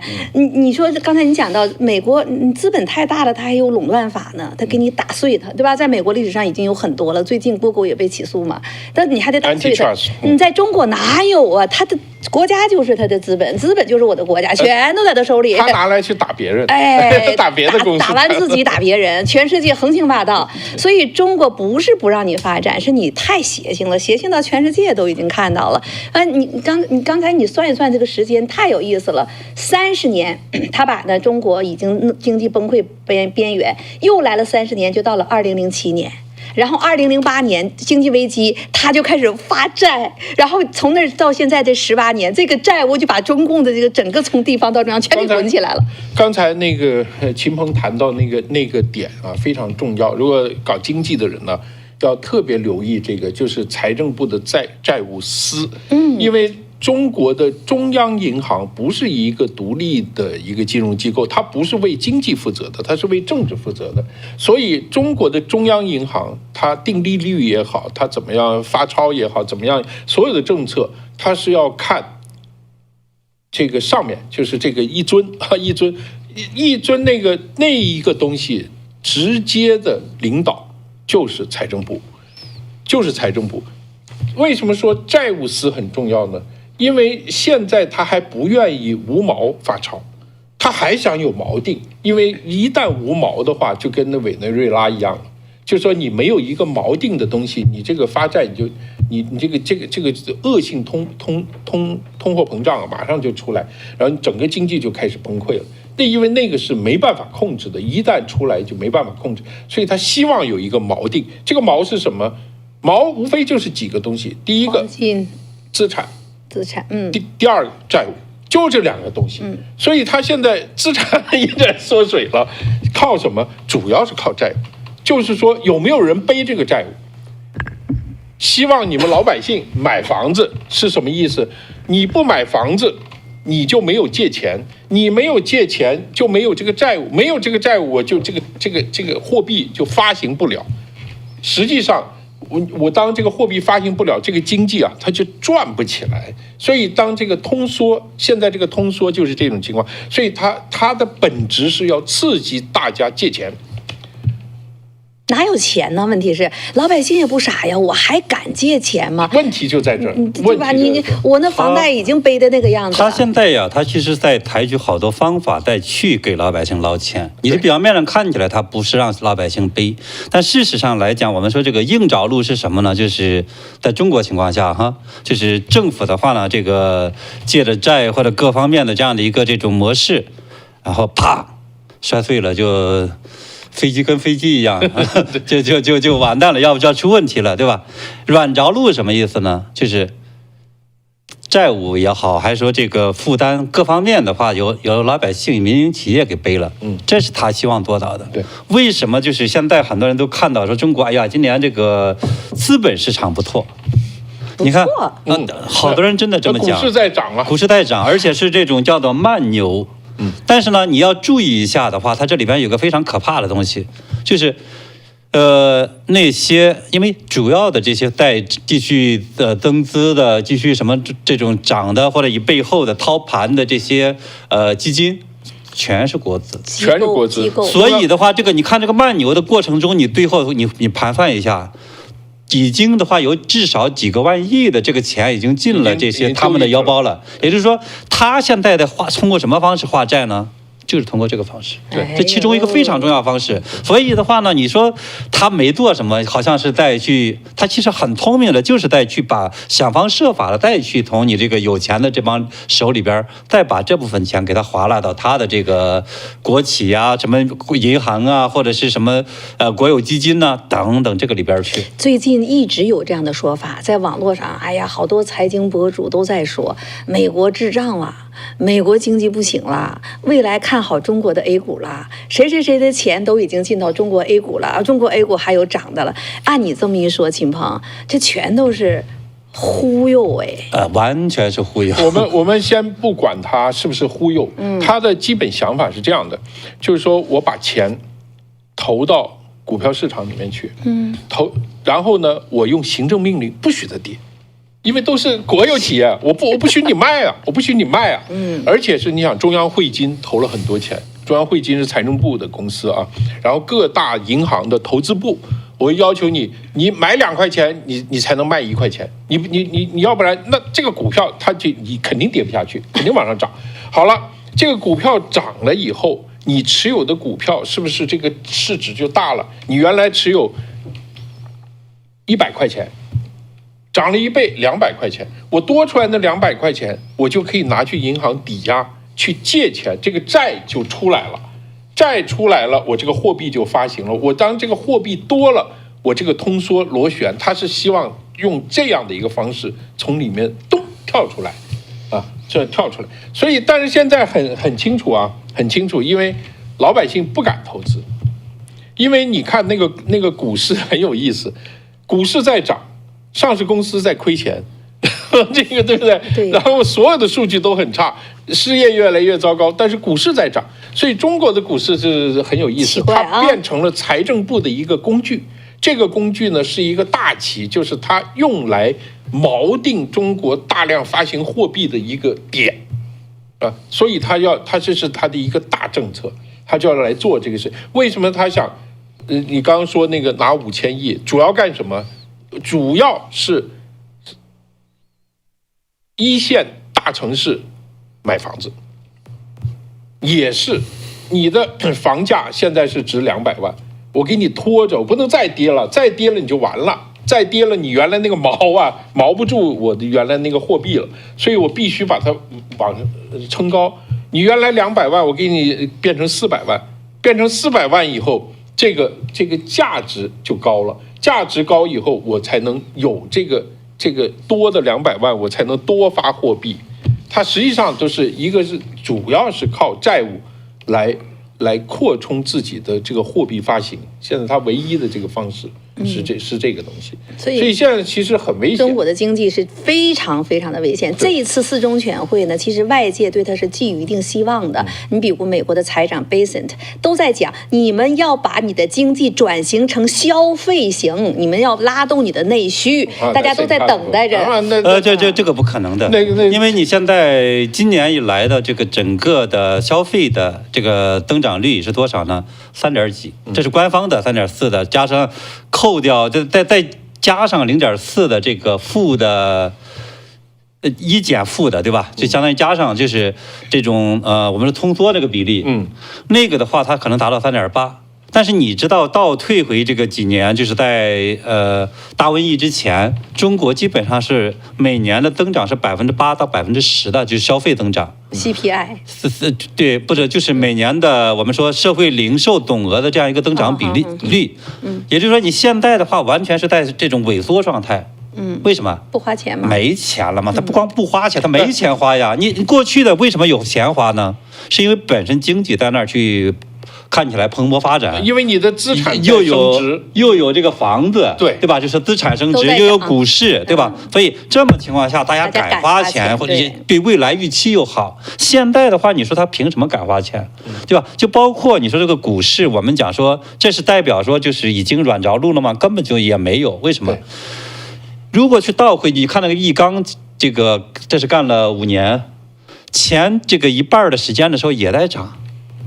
都是，就是你中共的这种模式下的话，它这个股市根本是干什么用的？按照习近平的话讲，是为了给这种叫什么国有企业啊，或者这种银行啊，或者什么这种资本啊，或者那些他所希望发展的那些这个重点那些企业行业，去配置资产的。那这朱镕基的原话，对呀，朱镕基的原话，就说白了就是圈钱的，圈钱的嘛。因为你原来的情况下的话是什么呢？中国的好多原来企业是主要是通过银行来借钱，特别大的企业。现在的话呢，从股市只是圈钱。不光是在国内，在海外也这么干。而且海外现在圈不动了嘛，以前是圈的挺痛快，现在中概股也给你封死了，基本上，对吧？然后呢，你这个海外再去贷款借发债也发不动了，因为房地产相当于把这个欠的太多了，好多外资银行什么给坑惨了，所以谁还能借给你？所以怎么办呢？那就跑到国内去捞嘛。所以现在就给你营造一个看起来很漂亮的慢牛，意思是啥呢？就拼命的想把你给掏空了，想方设法。因为中国人的银行储蓄额仍然是非常高，大家都不敢花钱，而且这个东西啊，我必须谈这个。你知道中国，我那天看了，我觉得他那数字是对的，他大概0.3%几的中国人占中国总财富，民间总财富67%，这是中金公司的报告。对，然后大概10%左右的这个上层阶层占20%几，然后真正的就是90%左右的老百姓，大概是不到10%，就是非常少，占很少。所以你知道这个财富是这样的，这个就像我们刚刚讲的 capital 和钱，对于一个钱进入到一个富人的腰包里面，它会变成投资；对，到穷人腰包里面，它会变成消费，对不对？所以这中国是投资特别旺，就是说大家都到处去投啊，往国外跑啊，然后消费没有，这说明什么？说明大部分中国经济增加的财富都去了有钱人这个地方，老百姓呢是去不了的，而且这个问题，中国的问题在于，这一批有钱人恰好就是这一批官僚资本主义者，就是这批官员，他们是中国最有钱的这一批人，但是他们会想把他们的肉割出来怎么样吗？经济不好的时候 ，no， 他们居然有人这经济学家提出来要收农业税。对，哇，那个简直是太夸张了。叫张杰啊，这个事儿呢，10年前就叨咕过一次，去年又提出来过一次，每次提出来都被网上骂得狗血喷头的。哎，这2天又倒腾出来要说农业税，大家都气得都不行了。因为呢，他举了个例子，他说呢，比如咱们租30亩卖芹菜啊，一颗芹菜多少能卖多少钱？200万。然后这一年10亩地还是多少？30亩地200万，对。完了你就能弄200万嘛，就按这么去算的。那这件事情呢，就是很多老农就非常生气，他说你到我们这来看看，我一年种地8000块钱都不到，扣除这些东西，你给我弄个200万。人家说的特别漂亮，叫做激发农民的责任感和荣誉感。对，你说那如果说刚才小商小贩他们也要去搂这点韭菜根儿，然后呢，农村还有什么人了？农村现在中国的这个共产党如果真这么做呢，那就太不要脸了。因为中国农民是中国老百姓交税最重的一群人，起码在前面几十年，因为大家都知道他要交公粮，我特别去查一下这个公粮是个怎么个交法。交公粮不是白交的，国家还给你钱呢。但那个钱低到什么呢？低到只有市价的1/3。就是说我到市场上卖，我还能多卖出60%，不能允许你到市场卖，你不能卖，它是统购统销。你不能卖，你卖就是资本主义尾巴就把你革了，所以你只能给国家，剩下的你自己吃是吧？这是干抢啊。对，然后这个价值呢是拿掉多少呢？随便简单的算，大概是20%到30%。你知道中国他一年种多少啊？他种的多少都得被迫交公粮啊？对，就是说，因为这个呢，每个地区不一样，算法不一样。这个，但是平均下来就20%到30%，白缴了。就是这个价值啊被政府拿走，所以那个实际上就是中国农民交的农业税，就是以前交的皇粮啊，交的什么公粮。人家专家说了，这叫分摊啊，这不叫农业税，这叫分摊。那时候有个专门的词儿叫剪刀差啊，对，这个剪刀差，这笔钱就拿来去所谓搞工业发展城市啊什么的，就是这个，所以城市的居民是不交税的，在很长一段时间，城市居民是不交任何税的。中国最穷的农民是要交税的，然后所以中国农民在不光是交粮食哦，还要交猪肉啊。你知道这个每个农民，你2家3家，你们每年要交1头猪啊。我也去算。就算啊，我叫那个 ChatGPT 帮我算，我说你给我算一下，他们这个养1头猪，养到这个200斤的1头猪，成本是多少？成本是他按这个60年代中期算，120块钱从一个小猪养到这个一个200斤的猪，然后交给国家，国家还是给你钱的。你给多少？120。这也白养，也是120。到了70年代。它那个价钱还涨起来了，但是那个猪肉收购的价没了，你交一头，你还亏10块钱，还亏10块钱，这是必须的，就必须交，你必须得交。不做会怎么样？还有的地方要交鸡蛋，真的要交什么其他的东西，要交油料，就是交什么花生啊，或者交菜籽啊。交这个东西都要交，你必须交，每个人这个其实就是按人头算的，就是人头税，所以全部加起来，中国农民大概是他每年生产的30%的价值是被政府无偿直接拿走的，也就我们其他就不说了，你做老百姓收税啊，就是30%的税。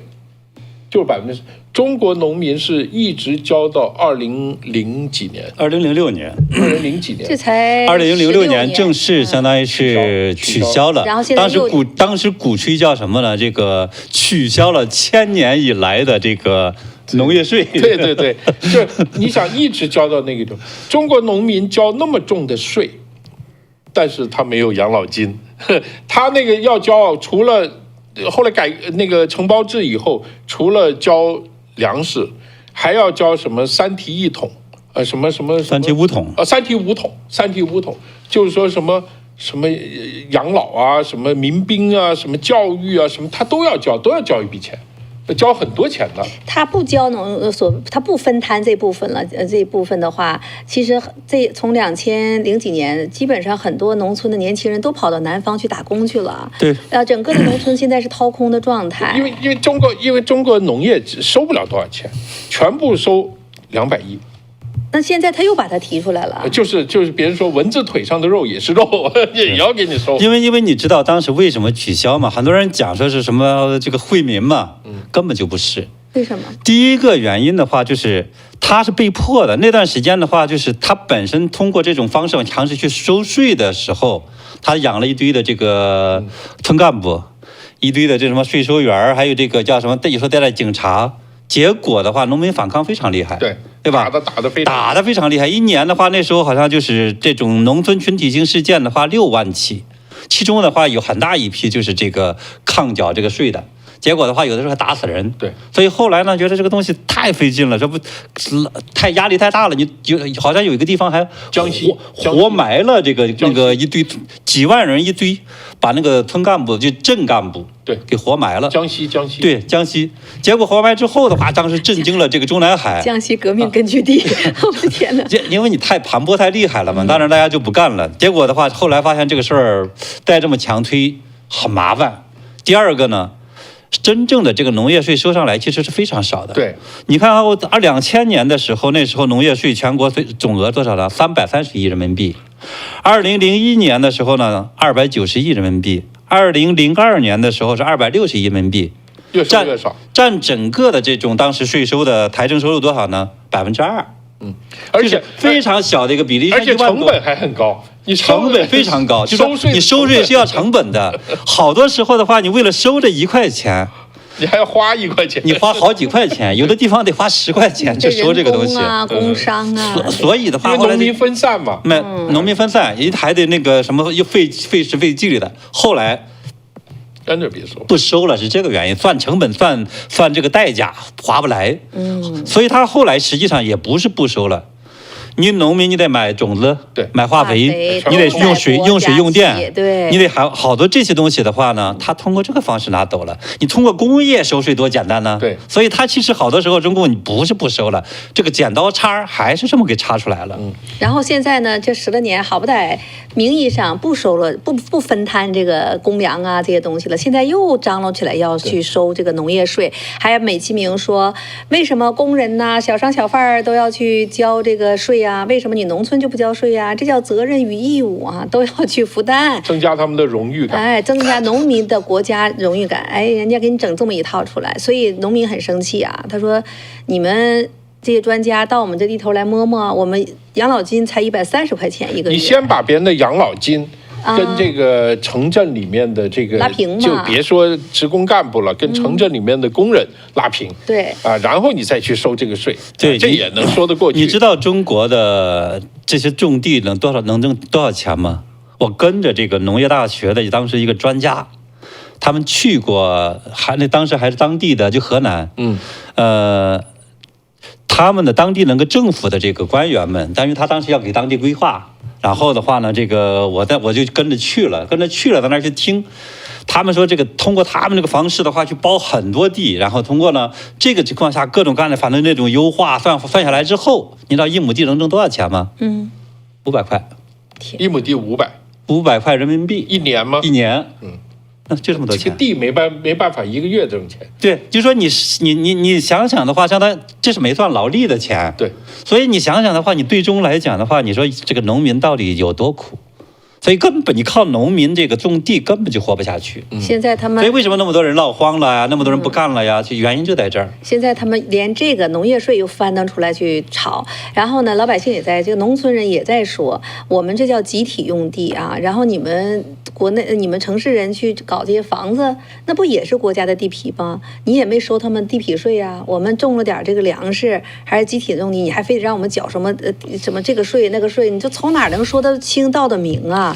这其实是中共体制的一个特点，就是你和别的地方不一样在哪儿呢？你说，比如美国的话，它实际上对农业的补贴非常厉害。对对，你看刚才石成老师讲说，这个中国那么多年，它实际上是，就是和它的这个成本价，或者是它那个价格的话，倒推下来跌了就是整个收入的10%、20%到30%。交给了这个政府，相当于把它剪掉了，对吧？你像美国呀，或者其他好多国家，它其实是倒过来，对，就倒过来给这些农民或者多少加上多少钱。日本就几乎所有国家都是这样的，因为他把它当做一个这种叫做粮食安全国家的一个战略安全，对，同时呢，要让你这个农村农民能够持续生活下去，因为农业是个特别是开始的时候，对吧？是个这种就业的一个非常重要的一个地方。而且你得把这个整个这种农耕经济的话得坚持下去，不坚持下去，最后的话整个靠外边买粮食，这是个很耻辱、很危险的事情。道理上都知道，习近平说这个饭碗一定要端在自己手里嘛，如何就意思就是说什么呢？我们不能靠去外面买粮食来保证大家吃饭。因为如果万一有冲突了、打仗了或者怎么样了，税收啊什么，你这个别人就卡在别人手上了。你什么都可以，我可以不用苹果手机，是吧？我可以不用电脑，我可以互联网也不要了，我什么都不要了，我总还是得吃饭。对，你得吃饭啊，你总得吃啊，你不吃饭怎么行？所以这个粮食必须卡在自己手上。问题在于很简单，中国政府你拿钱。为每一个基本农田进行大量补贴，就会有农民去种这个地。没错，没错，没错。但是你愿意去做吗？你不愿意去做，为什么？因为这些钱，那官僚是装自己口袋里面，他凭什么从自己口袋里面，凭什么从自己嘴里面拿出肉去给农民呢？他肯定好容易抢来的，你还要给发下去，这个怎么能干呢？其实哈，他这个专家呢，他说了几个理由啊，那其中有一条，一旦跟美国开打的话，没有粮食安全，这是很危险的。其中他就讲到了，所以你刚才说是蚊子上的肉，他要咬一口，我倒去想着有没有这种可能啊？那四中全会也要再开了，然后呢，他在这里边是听到什么动静，闻到什么味儿了，跑到这儿呢，顺着这个思路啊去讲。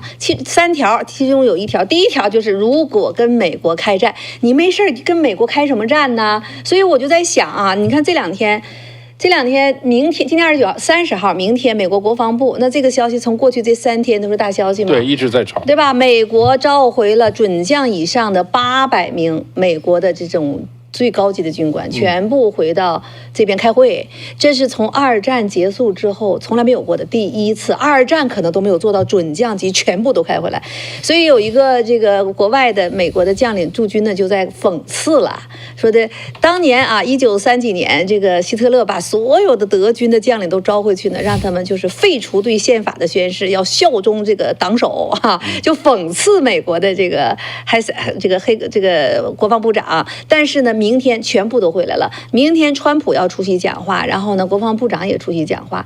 现在呢，我看到舆论的炒作，包括中共的、台湾的啊，美国国内呢就认为他们可能是搞内部的整顿啊。那内部整顿主要就是什么？要搞什么是战士精神，国防部长要进行演讲。那川普呢说我爱你们啊，咱们大家都互相爱。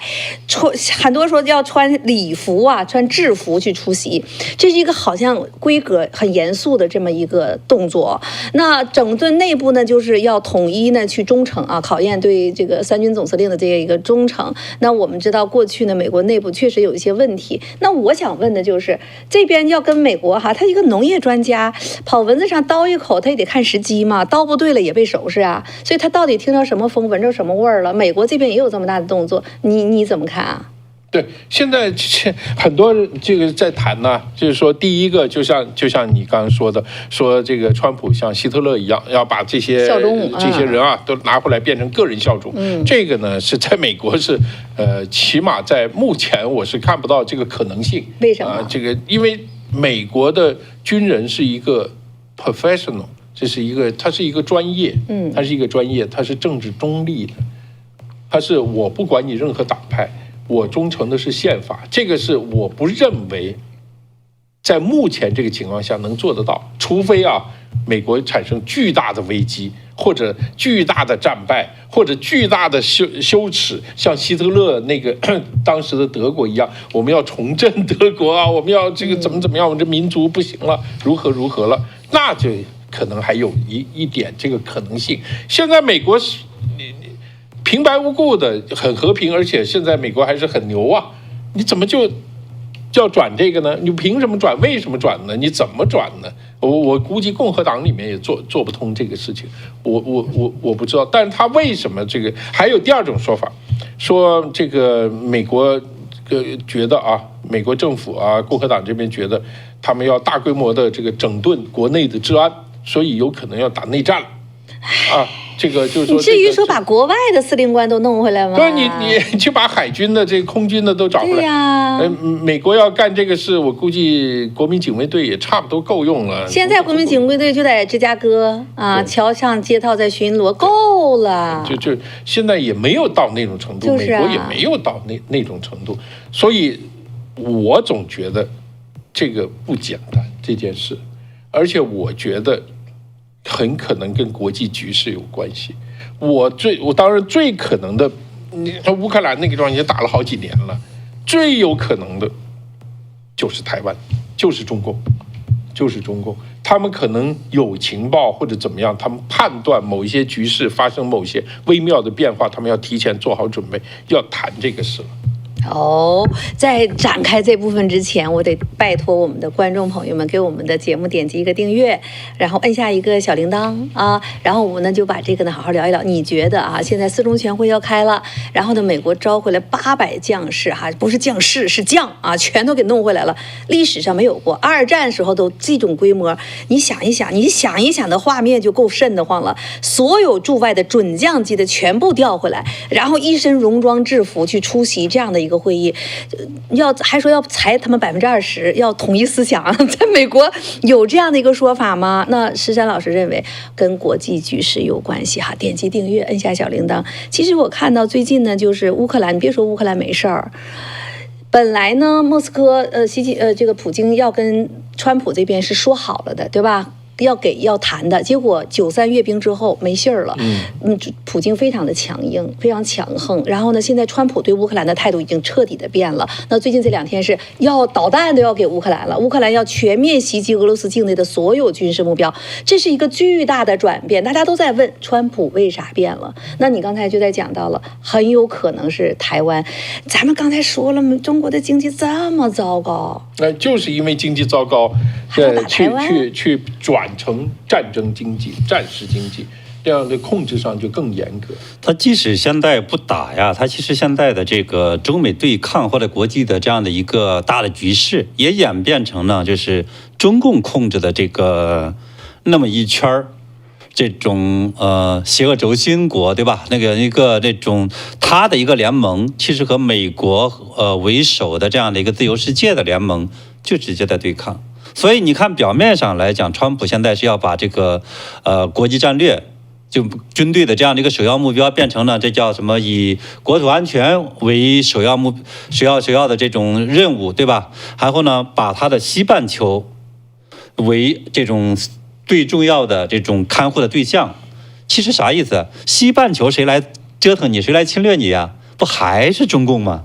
对吧？你中国那儿这个大阅兵一展示什么呢？什么东风多少号，啥意思？就打到美国本土的这个那些导弹嘛，对吧？所以你国土安全也好，还是说西半球的那个这种渗透，包括委内瑞拉或者是其他这些地方，全是中共在背后，包括那些毒品，对吧？所以这种情况下，其实首先这个东西本身，其实你说变了吗？没变，还是这个防中共，只是呢要在本土的这种防御或者周围防御，同时呢，印太那边要去把这个资源呢各方面的原来的一些资源集中的过去。那个欧洲这边，为什么这个俄罗斯相当于现在翻脸了，对吧？跟普京翻脸了，谁还是中共？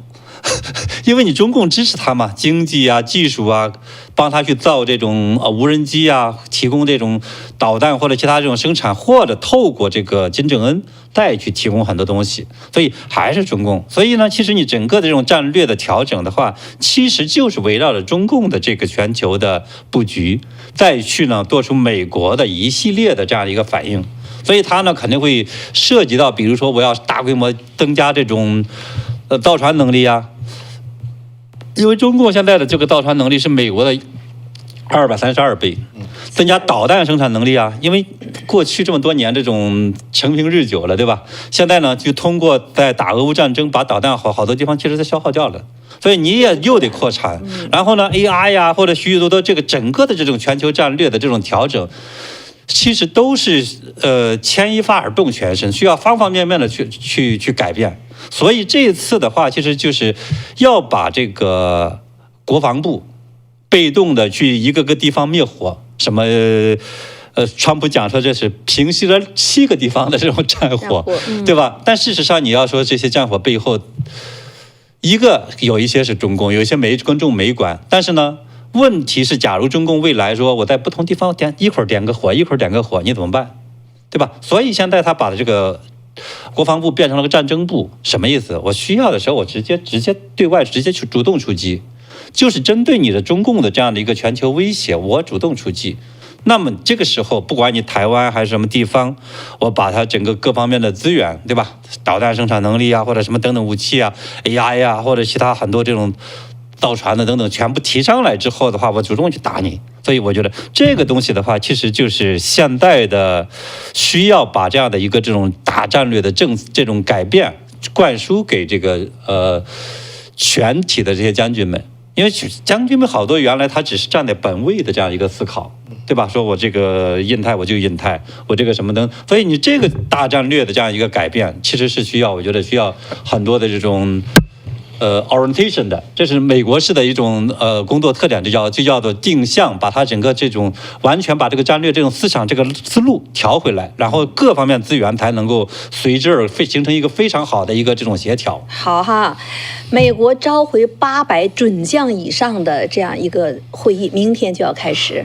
现在呢，全世界都在关注这件事情，大部分的分析都认为这是美国内部的一些问题，甚至呢说他们要开除20%的4星级啊这些将军啊，那这个呢就认为是内部的一些问题啊。那么现在呢，那石山和秦鹏呢，他们有不同的看法哈，很有可能针对着整个国际形势的变化，问问我们的观众朋友们你怎么看啊？如果你觉得和国际地缘政治有着密切的关系，甚至跟四中全会、中共未来下一步安排都有关系，请打一个1。你说 no 啊，就是在美国内部的问题，你就打一个2。会议明天开始，这件事情在美国历史上未来会载入史册的。那我们不知道未来会发生什么，但是没有过从2战开始的希特勒干过，美军这么干过，可能庆功的时候大家都在一起，尤其现在几十个在海外的这种基地的这种情况之下，我们都知道现在是什么时候，外面没有3军啊，就是司令全都调回来了，准将以上的全都回来了，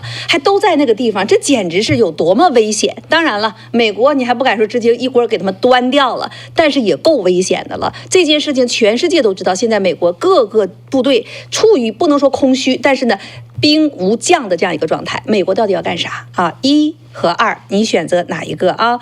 然后呢，我们的这个叫做喜乐波特多哈呢，他呢说使用毒品的美国人为何不抓呢？内部问题外部化跟独裁国家差不多。好了，来我们也得回应一下哈。在回应这个问题之前呢，我们要感谢一下我们所有的一些观众朋友们啊，看着石山回来，大家好开心呐、毛毛啊，然后这个什么。叫做什么金丹，然后呢Pang Arthur， 还有江荣、洋洋都在说，还有钱安润啊都在说，非常开心见到石山老师回来，祝石山老师早日康复，热烈欢迎石山回来。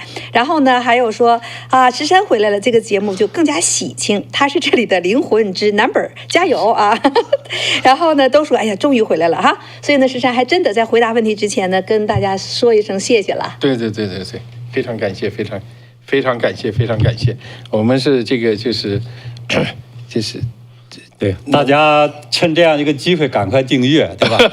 订阅，看到石山老师回来了，对，赶快订阅关注一下，鼓励我们的石山老师啊！然后呢，别忘了给我们点个赞啊，摁一下小铃铛。好，回答一下哈。那我们这位听众呢，认为你们自己这使用毒品的美国人，你不自己搞你们自己的事情，你把内部问题外部化，他把美国理解成中共的这样一种方式，你怎么看？那这个他说的也不是说没有道理。因为所有的事情啊，都有内部的原因，有外部的原因。我就想起来毛泽东的那个矛盾论了。对不起啊，我这个人总背毛主席语录，毛主席语录，回家就被领导批评。对，就是说这个矛盾论里面就讲说，这个鸡蛋能孵出小鸡，石头孵不出来。这有外因有内因的问题啊，就是说，如果你这个外因就是这个温度啊，内因呢就是你是个鸡蛋。石头，你要是个石头，你就不可能孵出小鸡来。他就讲这个，他是说这个话呢，当然是有一定道理。美国人是不是有这个问题？确实有这个问题。但是现在这个世界是这样的，这个世界是全球化，从克林顿时代就是推得非常厉害，也就是从90年代到现在已经30年了，全力推全球化。美国因为是世界的唯一的老大，他必须要以身作则，所以他这个是全部放开，你真的是全部放开。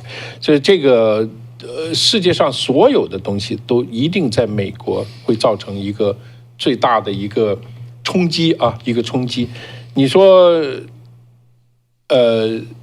鸦片战争这个情况是一样的。你说中国人，你管英国人卖你鸦片干什么？你们自己别吸啊，是吧？这个东西啊，不能是这种极端的去考虑这个问题，不能单向解决问题，对吧？对，不能单向。所以美国内部是不是在解决？是在解决。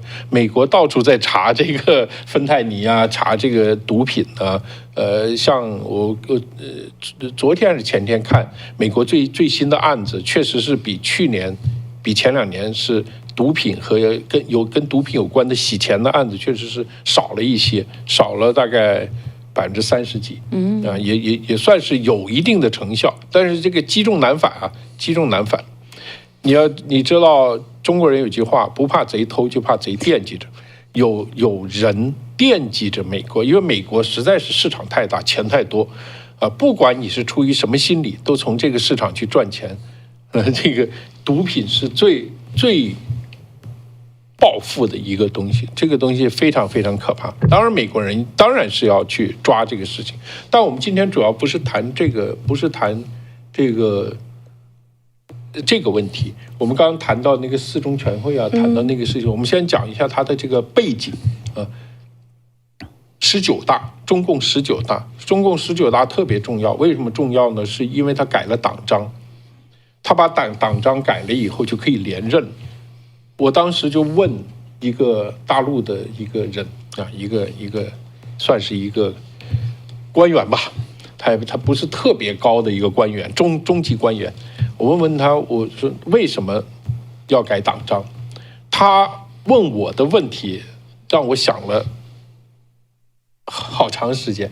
他说你这个问题不应该这样问，你应该问习近平是用什么理由说服大家改了党章。我愣了半天，我就问他台湾。他就没有说任何话，他就很深的点一下头，他就不说话了。所以这个事情就是这样的。后来的所有的情报、所有的信息就敲定了这个事情，就是2017年19大，习近平改党章要连任，唯一的原因就是要在10年内解决台湾问题。他当时说出来的话，这个是毛主席没解决，邓主席也没解决，江泽民也就我们这一代，我们再不解决的话，我们没有脸去见我们的父辈，他就是这么说的。所以就是说，给我10年到15年时间，把它全部解决，这个问题就彻底解决，我们中华民族就是真正的崛起了，我们变成强国了。所以当时中共有一个提法，说什么叫做崛起，什么叫做真正的这个变成强国了？台湾统一那一天算起。所以到现在他还没崛起呢，还没有正式崛起呢。所以这个问题就是从2017年，就是中共19大开始算起。19大你要知道，2017年中美贸易战、中美翻脸是哪一年？2018年。18年。中美为什么翻脸？其实就跟这个问题有关系。对，有直接关系，就是直接有关系。就是说我们原来的默契是什么默契？现在我得到的情报完全变了，那就对不起了。那以前我们是朋友，你现在准备打我们家后院或者打我另外一个朋友了。我以前说好了不这么干，你现在要这么干了，我已经很清楚了。那咱们就开干了。所以这是为什么大家觉得那是川普打贸易战，拜登上去了不继续干，干得更狠啊。这是2个国家的问题，这不是一个谁的问题，这是一个所有的参众两院的投票都吵得一塌糊涂，唯有跟对中国的完全不吵，基本上是100%就通过。这个是情报部门已经通报了，已经非常清楚，大家都很清楚。现在美军在后面做的这个情报说，最有可能的中共对台湾动武呢，就是2025年到2027年。从现在开始到2025年到2027年，2027年就是习近平说的那个10年，那个10年，2025年就是今年。为什么这个时间呢？第一，美国的局势，这是最重要的。这个美国国内撕裂，政治分裂，包括军队啊，包括警察，包括政个国会、参众两院，包括各州州长、各个社会。你最近看到就是包括美国的左派的各种这个收买的舆论的各种造的舆论非常撕裂，现在仍然是这是美国的一个条件。第二个条件，俄乌战争，美国一直声称美国的美军的基本的这个一个建设，它的最重要的一个点就是可以同时打赢2场战争，大型的。所以中共一直在想能不能给他搞出第3场来，中东，但是第3场始终这个搞不起来，以色列压因为以色列压在那儿，所以你一直搞不起来。但是起码现在还有2场，正在进行中，还有2场。所以你知道这个中国为什么习近平为什么跟普京2个人关系这么密切？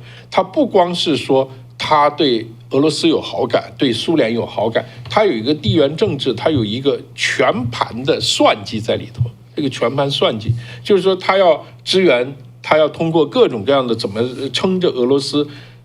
我们看，如果到年底这个战争，俄乌战争加剧，俄罗斯进攻越来越厉害的时候，你就说，我认为这个台湾这边就越来越危险。这是第2个。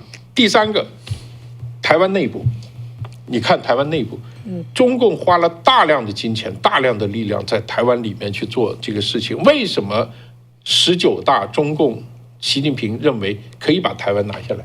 因为他觉得80%我们可以和平的拿下来，因为他们已经渗透的非常非常厉害了，非常。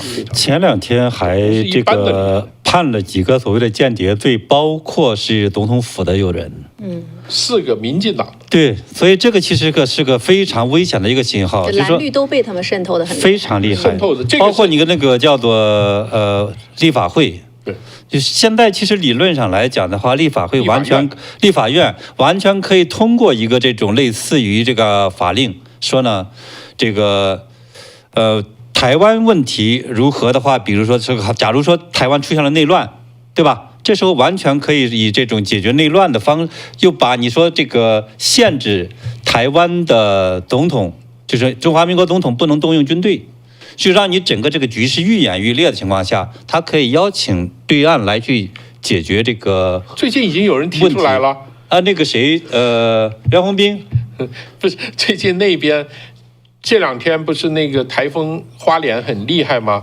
就有台湾就有网红说啊，你搞那么麻烦干嘛？请解放军10万解放军进来，马上几天就给你全部解决掉。这就是我觉得开始放风了，就是通过这个意思，就是说让把两岸的问题的话变成一个这种好像只是一个这种安全问题，普通的这种地区安全问题，而不是一个这种叫吞并的问题。对，所以那种情况下就把它这个相当于是个内部化。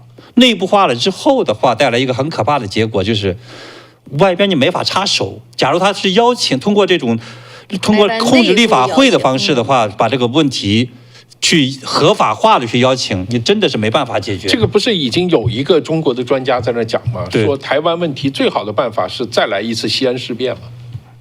他是要搞一次西安事变，西安事变呢就是这样，就是内部矛盾激化到一定程度，相互之间完全开始动用武力。哎，你总统不能动用军队来搞内部的这个治安的时候，对，然后他们就去采取别的措施，啊，就然后双方最好是激化，这个互相打起来了，如何，最后以这个立法院通过一个东西，邀请北京介入。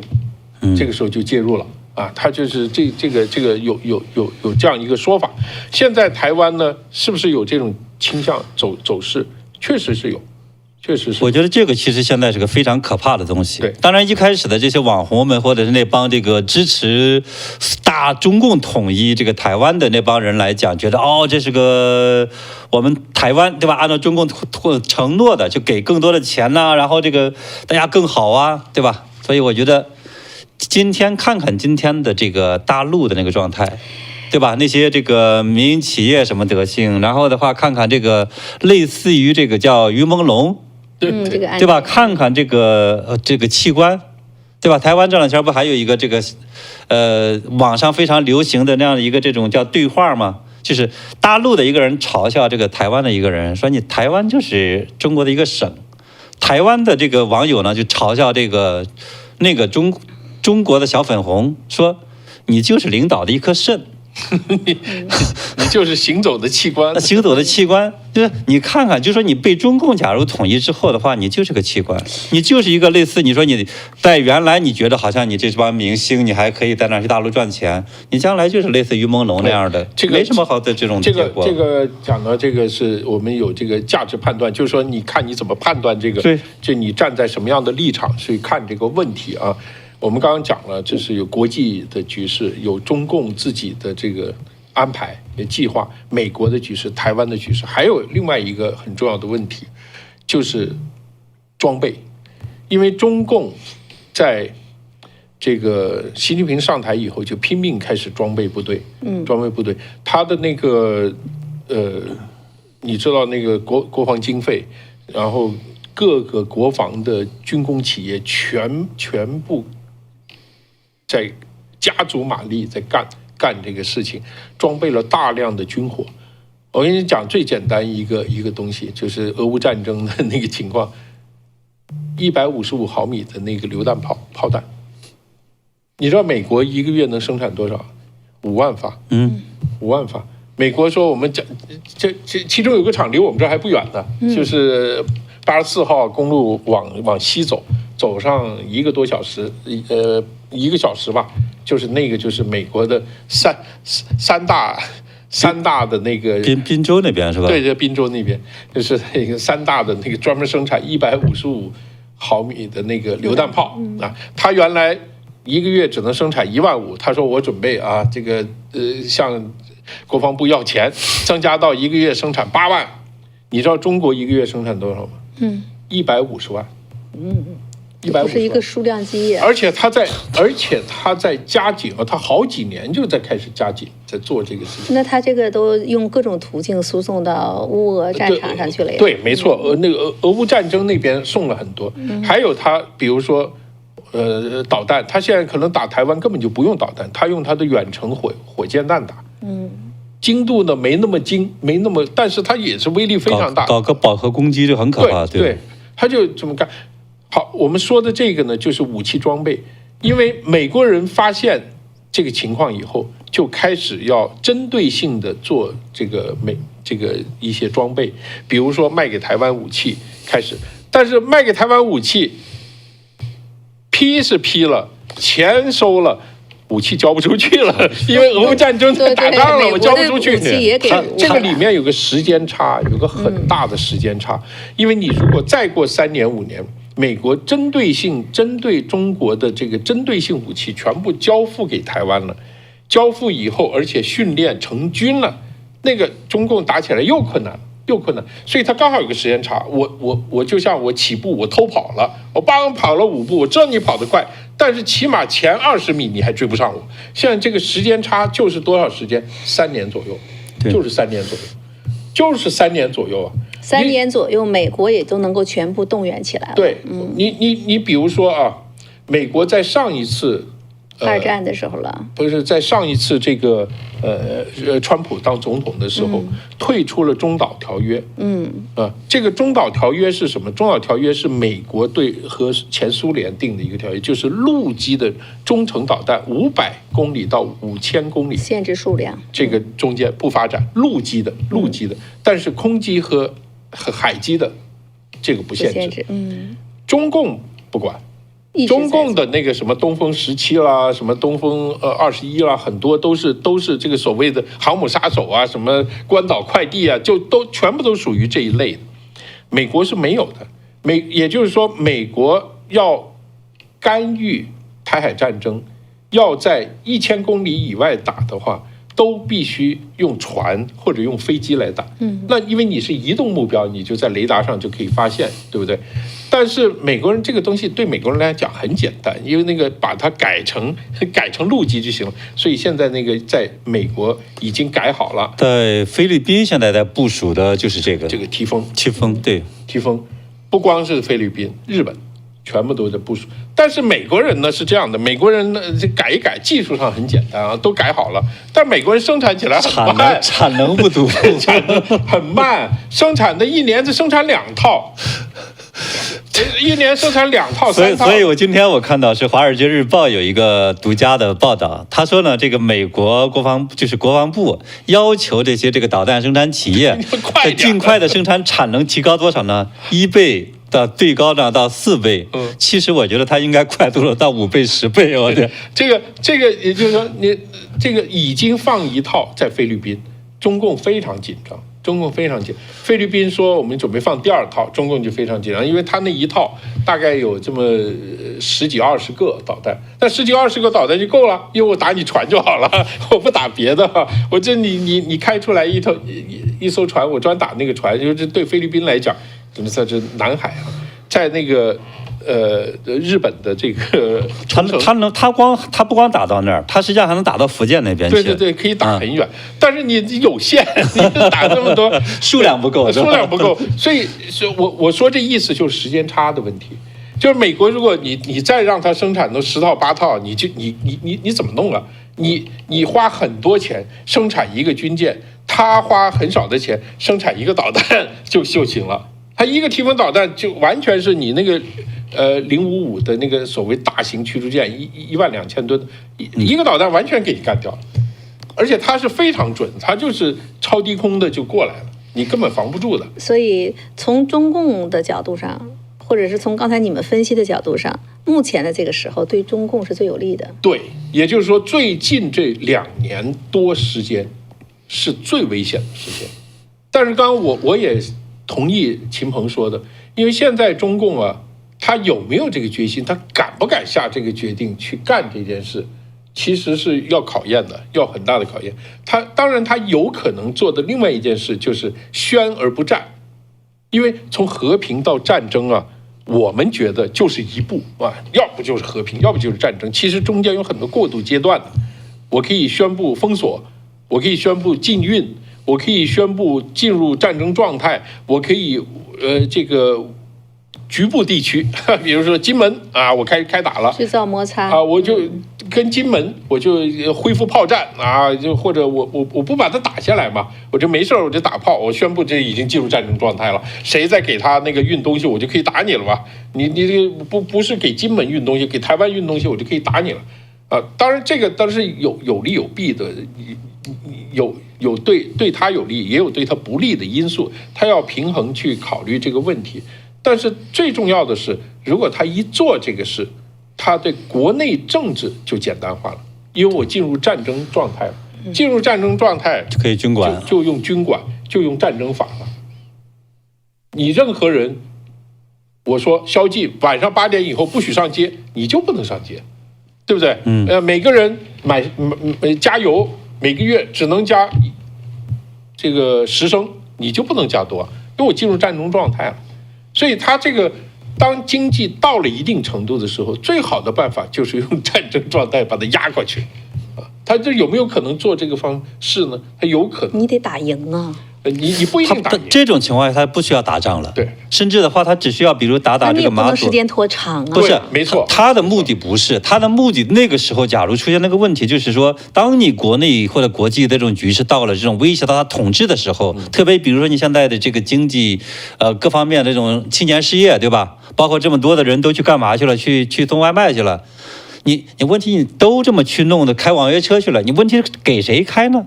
经济这么差的时候的话，其实将来的话，这个现在我们看到的是在云南那边是跟城管和警察打起来了。假如说更多的人就活的这种越来越困难的时候，他会跟谁打呢？他会全国范围内的更多面的是跟那个当局打起来，所以怎么办呢？他就要想方设法去军管，所以他那个时候不是考虑说长或者短，或者是为了这个外部怎么样子，他能考虑是所有统治失业的年轻人全部去报到，然后挖防空洞，我管你一日3餐，不用上山下乡了啊。我就挖防空洞嘛。对，我们有很多军事的这个东西。让我们最就业也解决了哈。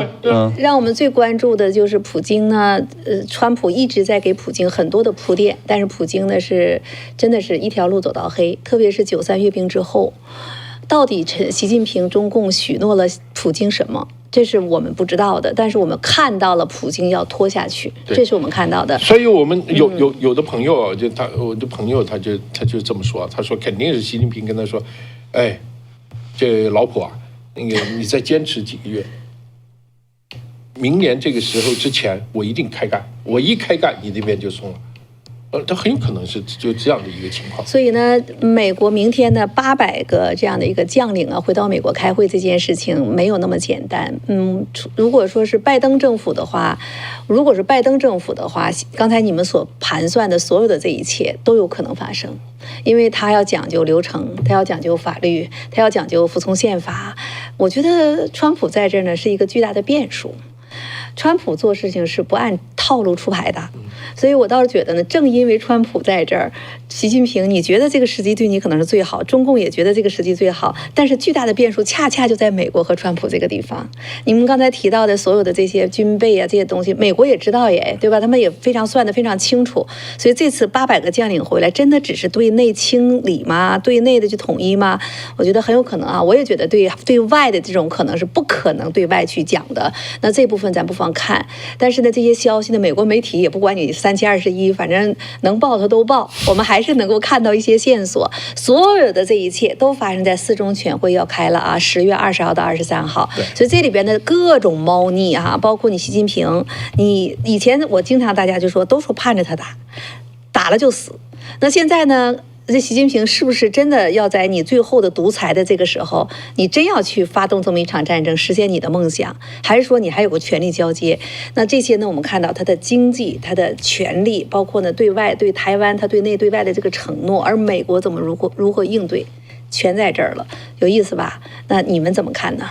刚才的这个民调呢，大家可以去选一下哈。美国的这个800将领到底是为了什么哈？回到了美国这边集体开会，这未来要写到这个历史当中的，那么咱再看这时间一年一年的下去，到底会发生什么？那也许呢啥事儿没有啊，也许呢就出了一些大事儿就出来了。2025年绝对不是一个一般的一年呢，今年、明年到后年可能真的是波澜壮阔的一年。中共很邪性，但是呢，如果最邪性的这个东西出了点什么事儿的话，那我估计人类呢大的转折点是不是也该到了呢？川普的特点就是擅长于打流氓。干了这么多年，他其实打交道最多的就是这些流氓，大大小小的流氓。所以我觉得这次来讲的话呢，中共的这个邪性恐怕没那么，这个邪劲儿使不起来。好，那莱米呢说，石山啊，你一定要赶快恢复功能性的恢复功能锻炼很痛，但一定要坚持，很重要。石山努力哦。是啊，莱米来自于这个日本啊。然后呢，我们的红海参啊，大家买1盒，石山卖吃1盒，让他赶快恢复。好啦，那我们的今天的节目就到这儿啦，那我们下次节目就再见喽。好。